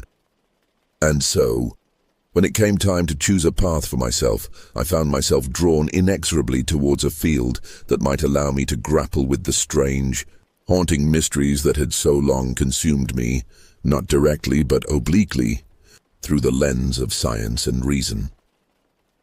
I enrolled in a psychology program at a university far from the river's reach, determined to understand the workings of the human mind, to plumb the depths of grief, trauma, and obsession that could bind a soul to the sight of its own demise for generations. It was a strange, bittersweet irony, using the tools of logic and empiricism to try to make sense of an experience that defied all rational explanation. But in the sterile confines of the lecture hall and the research lab, I found a measure of solace, a way to channel the restless energy of my own haunted past into something productive, even meaningful. And yet, even as I immersed myself in the world of academic rigor and scientific inquiry, I never quite shook the feeling that the river was watching me, that the sad-eyed specter of the fisherman was lurking just beyond the edges of my consciousness, a silent guardian and a grim reminder of the abyss I had so narrowly escaped. There were still nights when I would wake in a cold sweat, my dreams haunted by visions of dark water and spectral eyes, and in those moments, I would feel the old pull, the siren song of secrets left untold and mysteries left unsolved. But I had learned, through bitter experience and hard-won wisdom, not to heed that call, to acknowledge the shadows that clung to me like cobwebs, but not to let them consume me as they once had. And so I pressed on, pouring myself into my studies with the same single-minded intensity I had once devoted to unraveling the river's dark history. I excelled in my coursework, earning accolades and opportunities that would have seemed unimaginable to the haunted, withdrawn girl I had once been. But even as I climbed the ranks of academia, even as I built a life for myself far from the riverbank that had so long held me in its thrall, I knew that some part of me would always belong to that place, that the ghost of the fisherman would forever be a part of me, woven into the fabric of my being like a thread of shimmering silver amidst the tapestry of my life. And in a strange way, that knowledge brought me a measure of peace, a sense that even in turning my back on the river's secrets, I had not abandoned the spectral guardian who had first set me on this path. That by living my life to the fullest, by chasing knowledge and understanding with the same fervor I had once pursued the mysteries of the drowned and the damned. I was honoring his memory in the only way I knew how. It was a strange, bittersweet legacy, a life forever touched by death, forever haunted by the whispering currents of a tragedy I would never fully comprehend. But it was my legacy, my burden and my gift, and I bore it with a solemn pride, knowing that in some small way I was keeping the fisherman's vigil. That even as I walked in the world of the living, I carried a piece of the river's dark heart with me always, a secret talisman against the gathering light. As the years flowed by like the river's ceaseless current, I found myself settling into a new rhythm of life, one shaped by the pursuit of knowledge and understanding rather than the desperate, haunted yearning of my youth. The study of the human mind became my anchor, a way to channel the restless energy that had once driven me to the brink of obsession into something productive, even healing. I threw myself into my work with a fervor that bordered on the religious, pouring countless hours into research and clinical practice. I sought out the darkest, most troubled corners of the psyche, the realms of grief, trauma, and obsession that had once threatened to consume me, and tried to shed light on their shadowy depths. It was a strange, often harrowing journey, one that brought me face to face with the very abyss I had once skirted so perilously. But now, armed with the tools of my trade and the hard-won wisdom of my own experience, I found I could navigate those treacherous waters without losing myself entirely. And yet, even as I made a name for myself in the field, publishing groundbreaking papers, speaking at prestigious conferences, earning the respect and admiration of my peers, I never quite shook the feeling that I was living a double life. That beneath the polished veneer of the accomplished academic, the successful therapist, lurked the shadow of the haunted girl I had once been. It was a secret I guarded jealously, a hidden depth to my existence that I kept carefully concealed from colleagues and clients alike. After all, who would believe the esteemed Dr. Y.N., with her impeccable credentials and razor-sharp intellect, had once been so consumed by the mystery of a ghostly fisherman that she had nearly lost herself to the river's dark embrace. But even as I kept that part of myself locked away, I found that it informed my work in ways I could never quite articulate. It was there in the empathy I showed my patients, the uncanny ability I had to see beyond their presenting symptoms to the deeper wounds that festered beneath. It was there in the relentless curiosity that drove me to seek out answers to the most intractable questions of the human condition. And sometimes, in the stillness of my office after a particularly grueling session, I would catch myself staring out the window at the distant gleam of water, feeling the old tug of the river like a phantom limb. In those moments I would allow myself to wonder, to imagine what had become of the spectral fisherman, whether he still kept his lonely vigil on the riverbank. I never went back, never dared to venture too close to the dark waters that had once held me so firmly in their thrall. But I carried the memory of that place, of him, like a talisman, a reminder of the mysteries that lurked just beyond the edges of the known world. And as the decades slipped by, as I grew older and wiser and ever more enmeshed in the world of the living, I found that the river's hold on me began to loosen, not disappear entirely.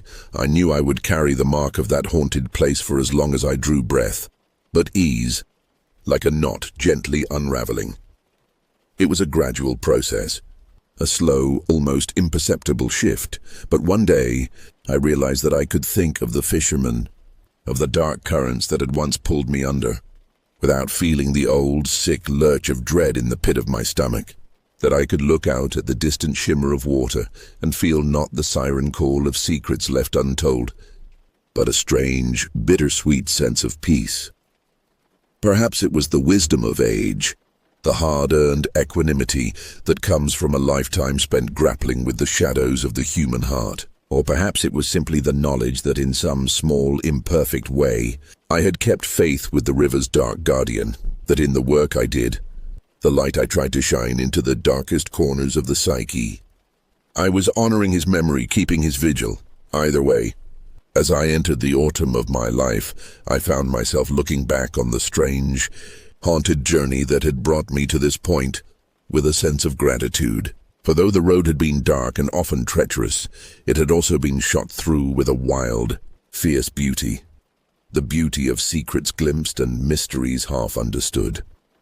And though I knew I would never fully unravel the enigma of the fisherman, never truly comprehend the depths of sorrow and loss that had bound him to the river's banks, I also knew that in some strange, inexplicable way his presence had shaped me, that the river's dark currents ran through my veins, a part of me as surely as the breath in my lungs and the blood in my heart. It was a strange legacy, a haunting inheritance, but one I had learned to bear with a kind of solemn grace. And as I looked out at the world through eyes tempered by time and shadowed by the memory of the abyss, I knew that I would carry that legacy with me always, a secret talisman, a reminder of the mysteries that lurked just beyond the veil.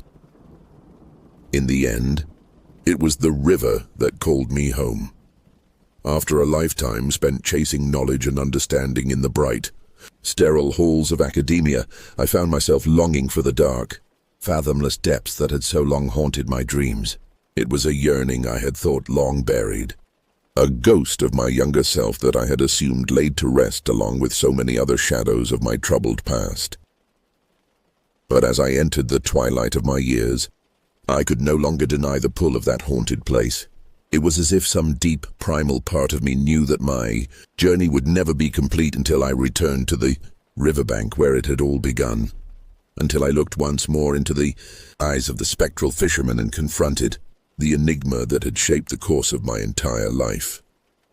And so, on a crisp autumn morning, I found myself standing on the banks of that dark, turbulent water once again. The years had changed me, etched lines of wisdom and sorrow into my once youthful face, but the river remained as timeless and inscrutable as ever. As I stared out at the churning currents, I felt a strange sense of homecoming, a feeling that I had been away on a long, strange journey and had finally returned to the place where I truly belonged. It was a bittersweet realization, tinged with the knowledge of all I had lost and gained in the intervening years. But there was no fear in me now, no sense of the old, paralyzing dread that had once threatened to pull me under. Instead, I felt a quiet acceptance, a deep, abiding peace that seemed to emanate from the very marrow of my bones. I closed my eyes, breathing in the damp, earthy scent of the riverbank, and allowed my mind to drift back to that long-ago summer day when I had first encountered the fisherman. I could see him still, his sad, haunted eyes boring into mine, his spectral form flickering at the edges of my vision. But now, with the wisdom of a lifetime spent grappling with the shadows of the human heart, I understood him in a way I never could have as a child. I saw the tragedy that had bound him to this place, the unimaginable loss that had tethered his restless spirit to the dark waters that had claimed him. And in that moment, I knew that I had been right to walk away all those years ago, to turn my back on the abyss that had threatened to consume me and seek out the light. But I also knew that the fisherman's legacy would forever be a part of me, woven into the fabric of my being like a thread of silver amidst the tapestry of my life. As I stood there on the riverbank, the autumn breeze whispering through my hair like a ghostly caress, I felt a sudden, overwhelming sense of gratitude. For though the path I had walked had been dark and often treacherous, it had also been shot through with moments of startling beauty, with glimpses of mystery and wonder that had enriched my life in ways I could never fully articulate. And now, as I prepared to take my leave of this haunted place once and for all, I knew that I would carry those moments with me always, a secret talisman against the gathering dark. I had learned to live in the world of the living, to find joy and purpose amidst the shadows of my own haunted past. But I had also learned to honor the dead, to keep faith with the restless spirits that lingered at the edges of the known world. And in that strange liminal space between the realms of light and shadow, I had found a kind of peace, a sense of belonging that transcended the boundaries of life and death. And so, with a final silent nod to the dark waters that had so long held me in their thrall, I turned my face towards the sun. I knew I would never forget the fisherman, never lose the imprint of his haunted gaze upon my soul. But I also knew that it was time to let him go, to release him to the currents of eternity and trust that he had found his own measure of peace. As I walked away from the riverbank, my footsteps carrying me back towards the world of the living, I felt a strange, fierce joy welling up within me. For though I had been marked by death, haunted by the spectre of loss and tragedy, I had also been granted a rare and precious gift. I had learned to see the world through the eyes of the dead, to glimpse the mysteries that lurked just beyond the veil of mortal understanding. And in the end, that gift had been my salvation, a strange, haunting blessing that had guided me through the darkest reaches of my own soul and brought me out the other side. As I stepped out into the bright, bustling world beyond the river's reach, I knew that I would carry that blessing with me always, in the faces of my patients, in the quiet moments of introspection and self-discovery, in the tiny, inexplicable miracles that punctuated even the most ordinary of days. I had walked in the shadow of death, danced with the specters of my own darkest fears and deepest sorrows, but I had emerged from that crucible stronger, wiser, more alive than I had ever been before. And though I knew the scars of my long, strange journey would never fully fade, I wore them now with a fierce, defiant pride, a testament to all I had seen and learned and overcome. And so I walked on into the waiting embrace of the world, my heart full of gratitude and my eyes wide open to the wonders that lurked just beyond the horizon. I had been to the edge of the abyss and back again, had known the seductive pull of secrets too dark and deep for mortal minds to fathom. But I had also known the fierce, unquenchable joy of a life fully lived, a life shot through with mystery and magic, with moments of impossible beauty and transcendent grace. And it was that joy, that wild, defiant hope, that I carried with me now, a flame against the gathering dark. I knew there would be other rivers to cross, other shadows to brave in the years to come.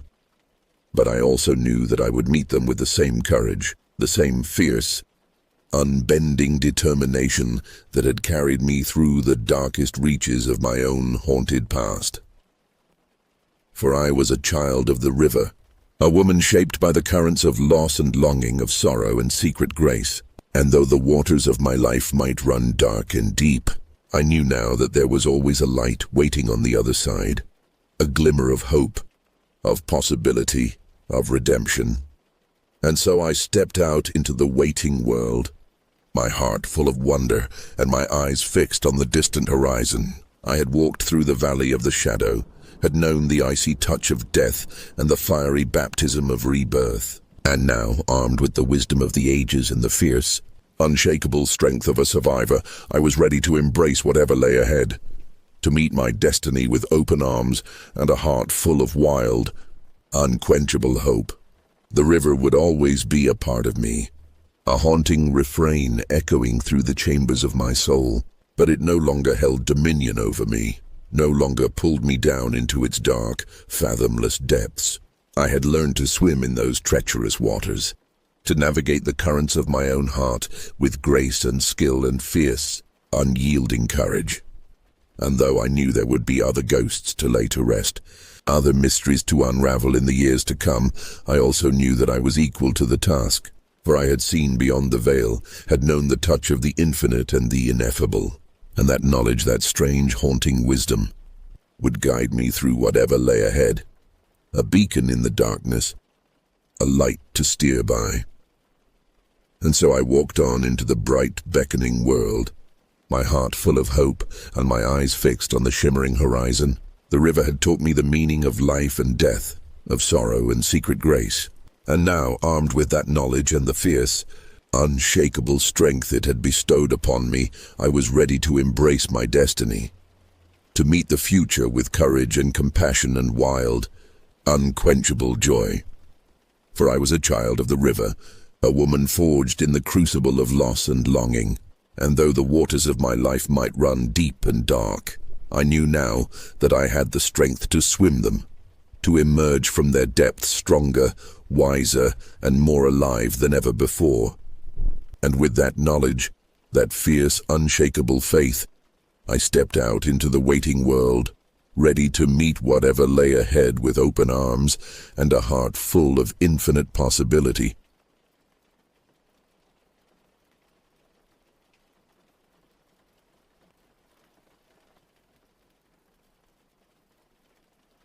The air was thick with the scent of pine and damp earth as I parked my RV at the edge of the dense forest that lined the shore of Blackwood River. I'd been coming here for years, ever since I was a kid, tagging along with my old man on his fishing trips. Back then it was about the thrill of catching the biggest bass.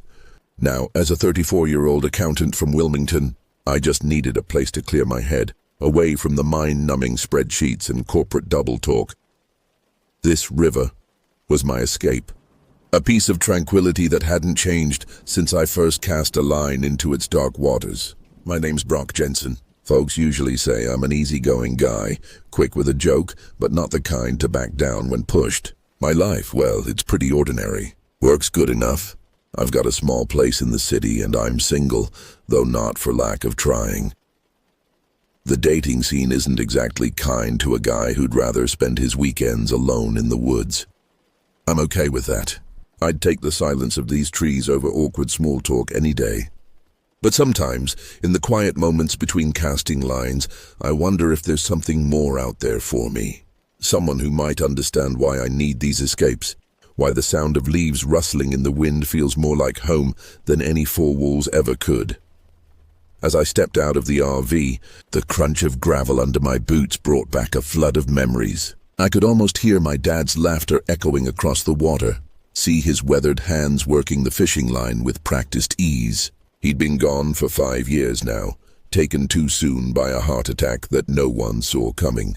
These trips to Blackwood River were my way of keeping his memory alive, of holding on to the lessons he'd taught me about patience, about finding peace in solitude.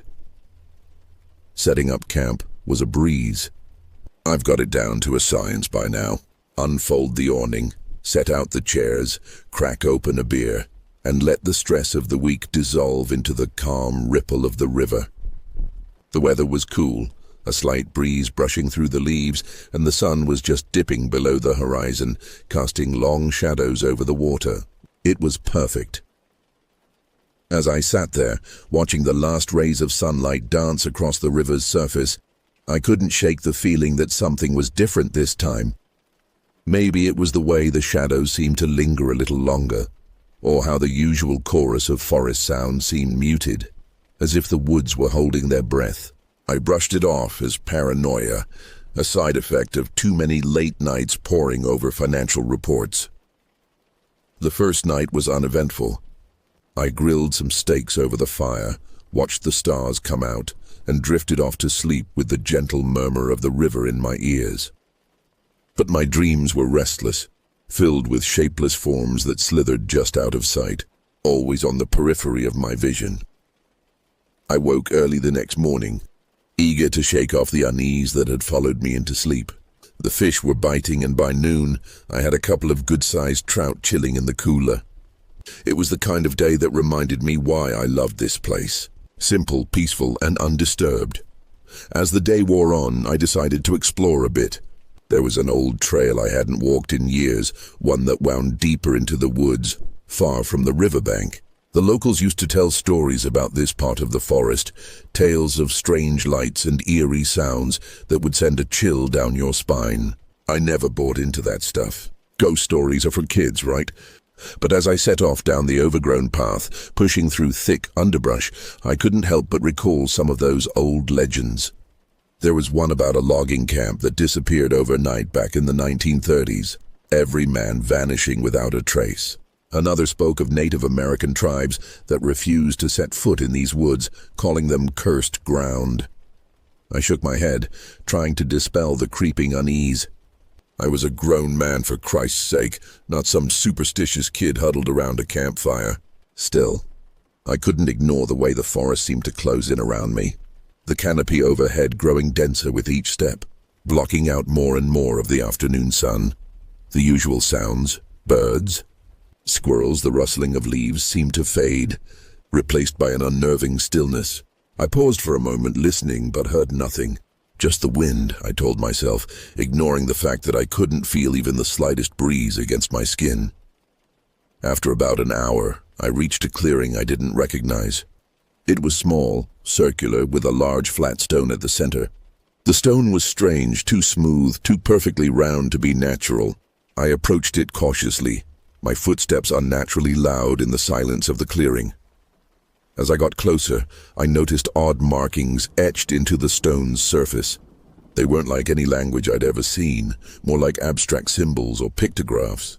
Some looked like twisted versions of animals, others like stars or celestial bodies. But there was one that stood out, repeated several times around the edge of the stone. A shape that looked unsettlingly like a human figure. But wrong somehow, its limbs too long and bent at impossible angles. I ran my hand over the symbols, tracing their outlines with my fingers. As I did, I felt a faint vibration, like something humming beneath the surface. The stone was cool to the touch, unnaturally so given the warmth of the day. I stepped back, suddenly uneasy. I'd been in these woods hundreds of times, but I'd never seen anything like this. A twig snapped somewhere in the forest behind me, and I whirled around, heart pounding. There was nothing there, just the dense wall of trees surrounding the clearing. But I could have sworn I saw movement out of the corner of my eye, a dark shape darting between the trunks. Shrugging off the weird vibe, I decided it was time to head back. The sun was beginning to set, and I didn't want to get caught out here in the dark. I retraced my steps, but the way back seemed longer, the trees denser. The shadows stretched further, twisting the familiar path into something unrecognizable. I quickened my pace, but the sense of unease grew with every step. I could hear my heart beat in my ears, louder than the crunch of leaves underfoot. The forest seemed to be closing in around me, branches reaching out like grasping fingers, roots rising up to trip my feet. Just when I thought I might be lost, might have to spend the night in these increasingly menacing woods, I caught a glimpse of water through the trees. Relief washed over me as I pushed through the last of the undergrowth and found myself back at the riverbank, my campsite just a short distance away. But as I approached, I noticed something strange. The fire I'd left smoldering was out, not just dead but buried under a mound of dirt and rocks. I hadn't done that. I never would have. My first instinct was to laugh it off. Maybe a prankster or some animal, but there was no one around and no signs of tracks. Just the fire, smothered as if someone or something had wanted to erase all evidence of human presence. Feeling a chill that had nothing to do with the evening air, I walked to the edge of the river and splashed some water on my face. The cool liquid helped clear my head, but as I straightened up, wiping water from my eyes, I saw it, a large, dark shape gliding just beneath the surface. At first, I thought it was a log, but it moved too smoothly, too deliberately. I watched frozen as it circled near the shore before disappearing into the deeper water. I knew this river well, and there was nothing in it that size, at least nothing that should be moving like that. I shook my head, trying to dispel the unease. It had been a long day, and I was probably just seeing things. The fading light playing tricks on my eyes, turning harmless river debris into imaginary monsters. Still, I kept my eyes on the water as I walked back to the RV, feeling the hairs on the back of my neck prickle with every step. The night came quickly, the darkness pressing in around the campsite. I locked the RV doors, a habit I'd never bothered with before, and settled into bed. But sleep didn't come easily. My mind kept drifting back to the clearing, to that stone with its bizarre symbols, and to the dark shape in the water. There was something wrong here, something I couldn't shake. The forest I'd known and loved for years suddenly felt alien, hostile. Every creak of the RV in the wind, every rustle from the trees outside, set my nerves on edge. I told myself I was being ridiculous, that I'd let those old ghost stories get to me, but deep down, I knew this was different. This wasn't the product of an overactive imagination or campfire tales. There was something out there, something that didn't want me here. As I lay there, staring at the ceiling of the RV, I made a decision. First thing in the morning, I'd pack up and head home. Whatever was going on in these woods, I wanted no part of it. But as the old saying goes, the best laid plans of mice and men often go awry. And in the depths of Blackwood Forest, something was stirring. Something that had no intention of letting me leave so easily. Around midnight, I was jolted awake by a loud thud against the side of the RV. I shot up, heart racing, and listened. Another thud, this time accompanied by a scraping sound like claws dragging across metal.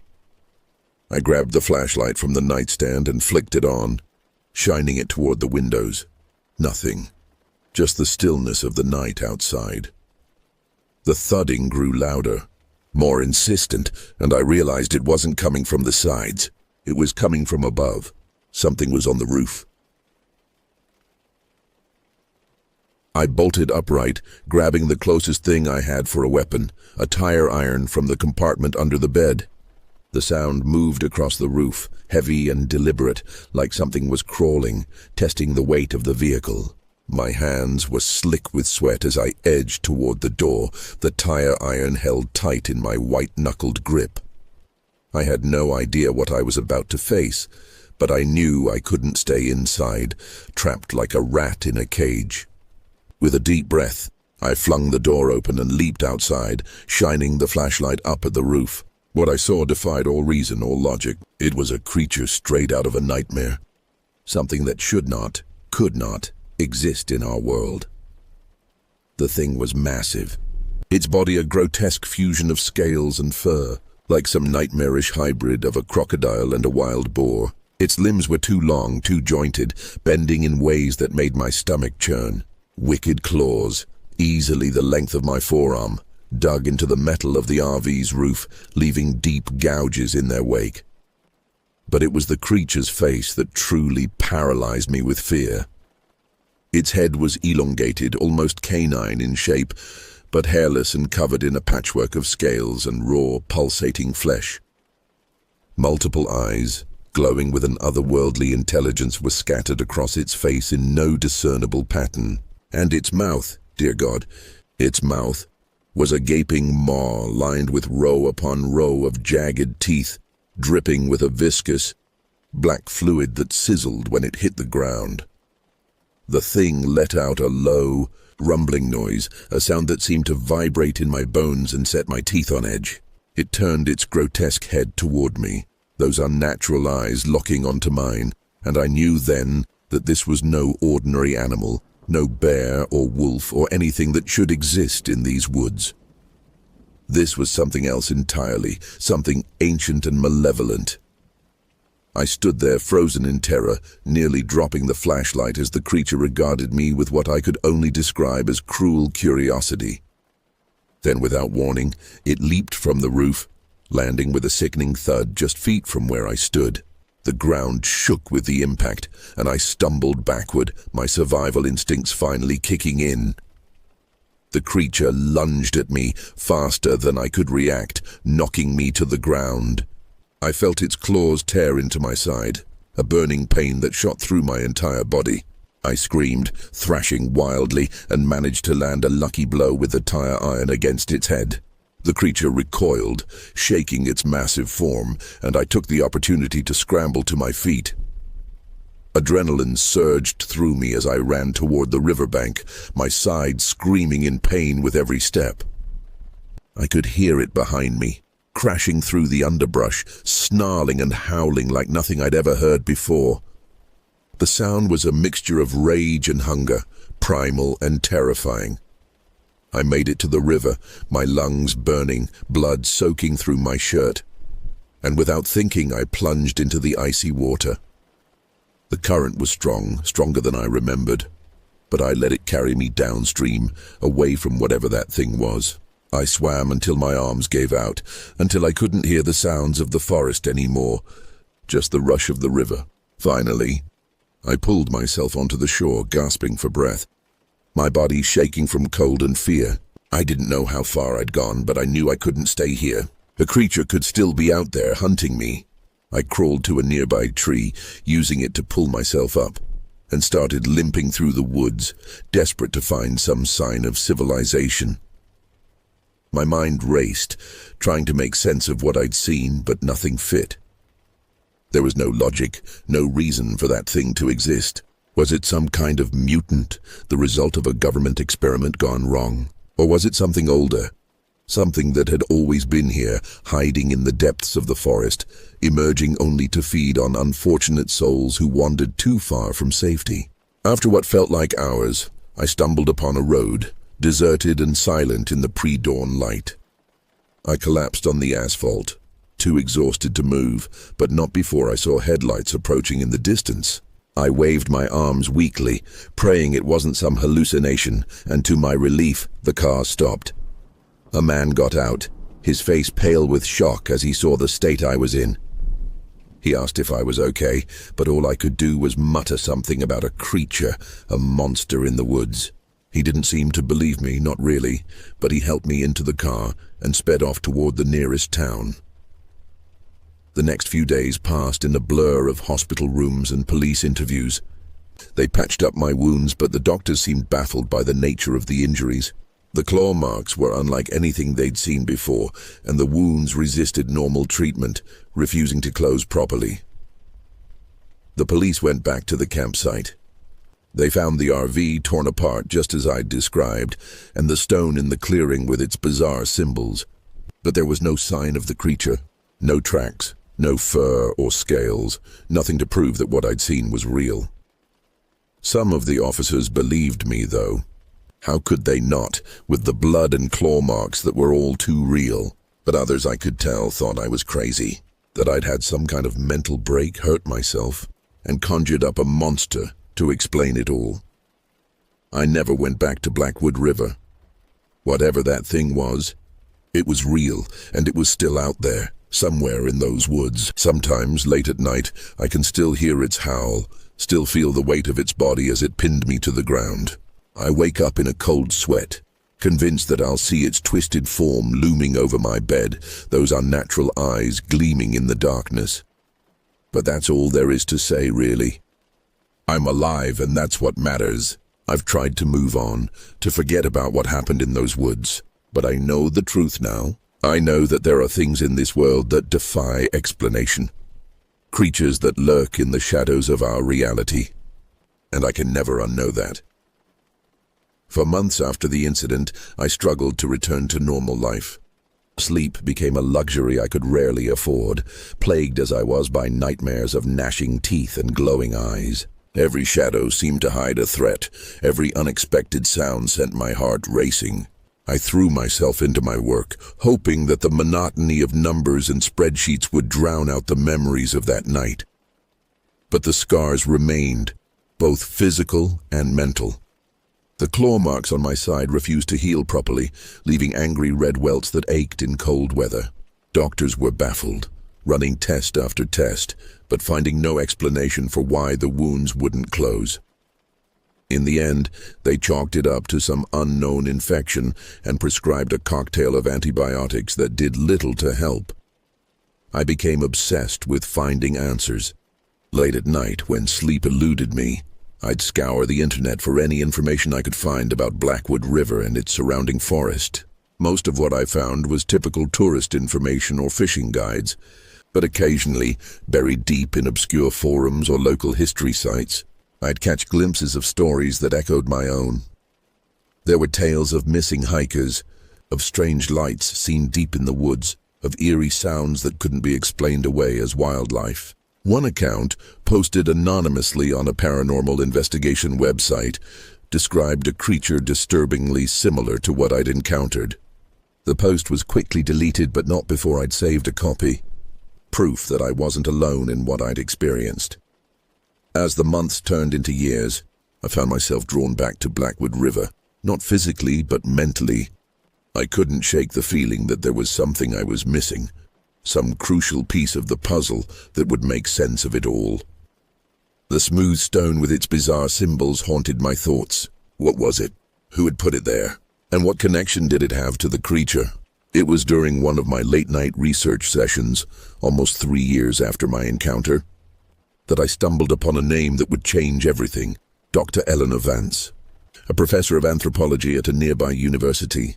She had published several papers on the folklore and legends of the Blackwood River area, including one that mentioned the Star Stone, a mysterious artifact said to have been worshipped by ancient tribes in the region. With trembling hands, I emailed Dr. Vance, expecting yet another dead end. To my surprise, she responded within hours, expressing keen interest in my story. We arranged to meet at a small cafe in Wilmington, far from the shadows of Blackwood Forest. Dr. Vance was not what I expected. She was a small, wiry woman in her 60s, with sharp eyes that seemed to look right through me. As I recounted my experience, she listened intently, occasionally jotting down notes in a worn leather journal. When I finished, she sat back, a grave expression on her face. "Mr. Jensen," she said, her voice low, "what you encountered that night was something my colleagues and I have been studying for years. We believe it to be a guardian, a protector of sorts, tied to the land itself." She went on to explain that the stone I'd found was indeed the Star Stone of legend, an ancient artifact of immense power. According to her research, it served as a gateway between our world and somewhere else. The creature I'd seen was likely drawn to the stone's energy, emerging to defend it against perceived threats. "But why me?" I asked, my voice cracking. I wasn't trying to harm anything. I was just camping like I'd done 100 times before. Dr. Vance shook her head. "Intent doesn't matter to these beings, Mr. Jensen. Your presence alone, especially your touch on the stone, would have been enough to trigger a response. You're lucky to have escaped with your life." As we talked, I felt a weight lifting from my shoulders. Here finally was someone who believed me, who could offer some explanation for the inexplicable. Dr. Vance shared more of her research, painting a picture of a hidden world existing alongside our own, filled with forces and beings beyond our comprehension. In the weeks that followed, I found myself working closely with Dr. Vance and her team. My experience, combined with my financial background, proved valuable in securing funding for their research. We never returned to the exact spot of my encounter. The risks were too great, but we explored other areas of the forest, gathering data and piecing together the puzzle of Blackwood River's secrets. Slowly, I began to heal. The nightmares became less frequent, the paranoia less acute. Understanding, even if it was just a fraction of the truth, brought a measure of peace. I still bear the scars of that night, both physical and emotional, but they no longer define me.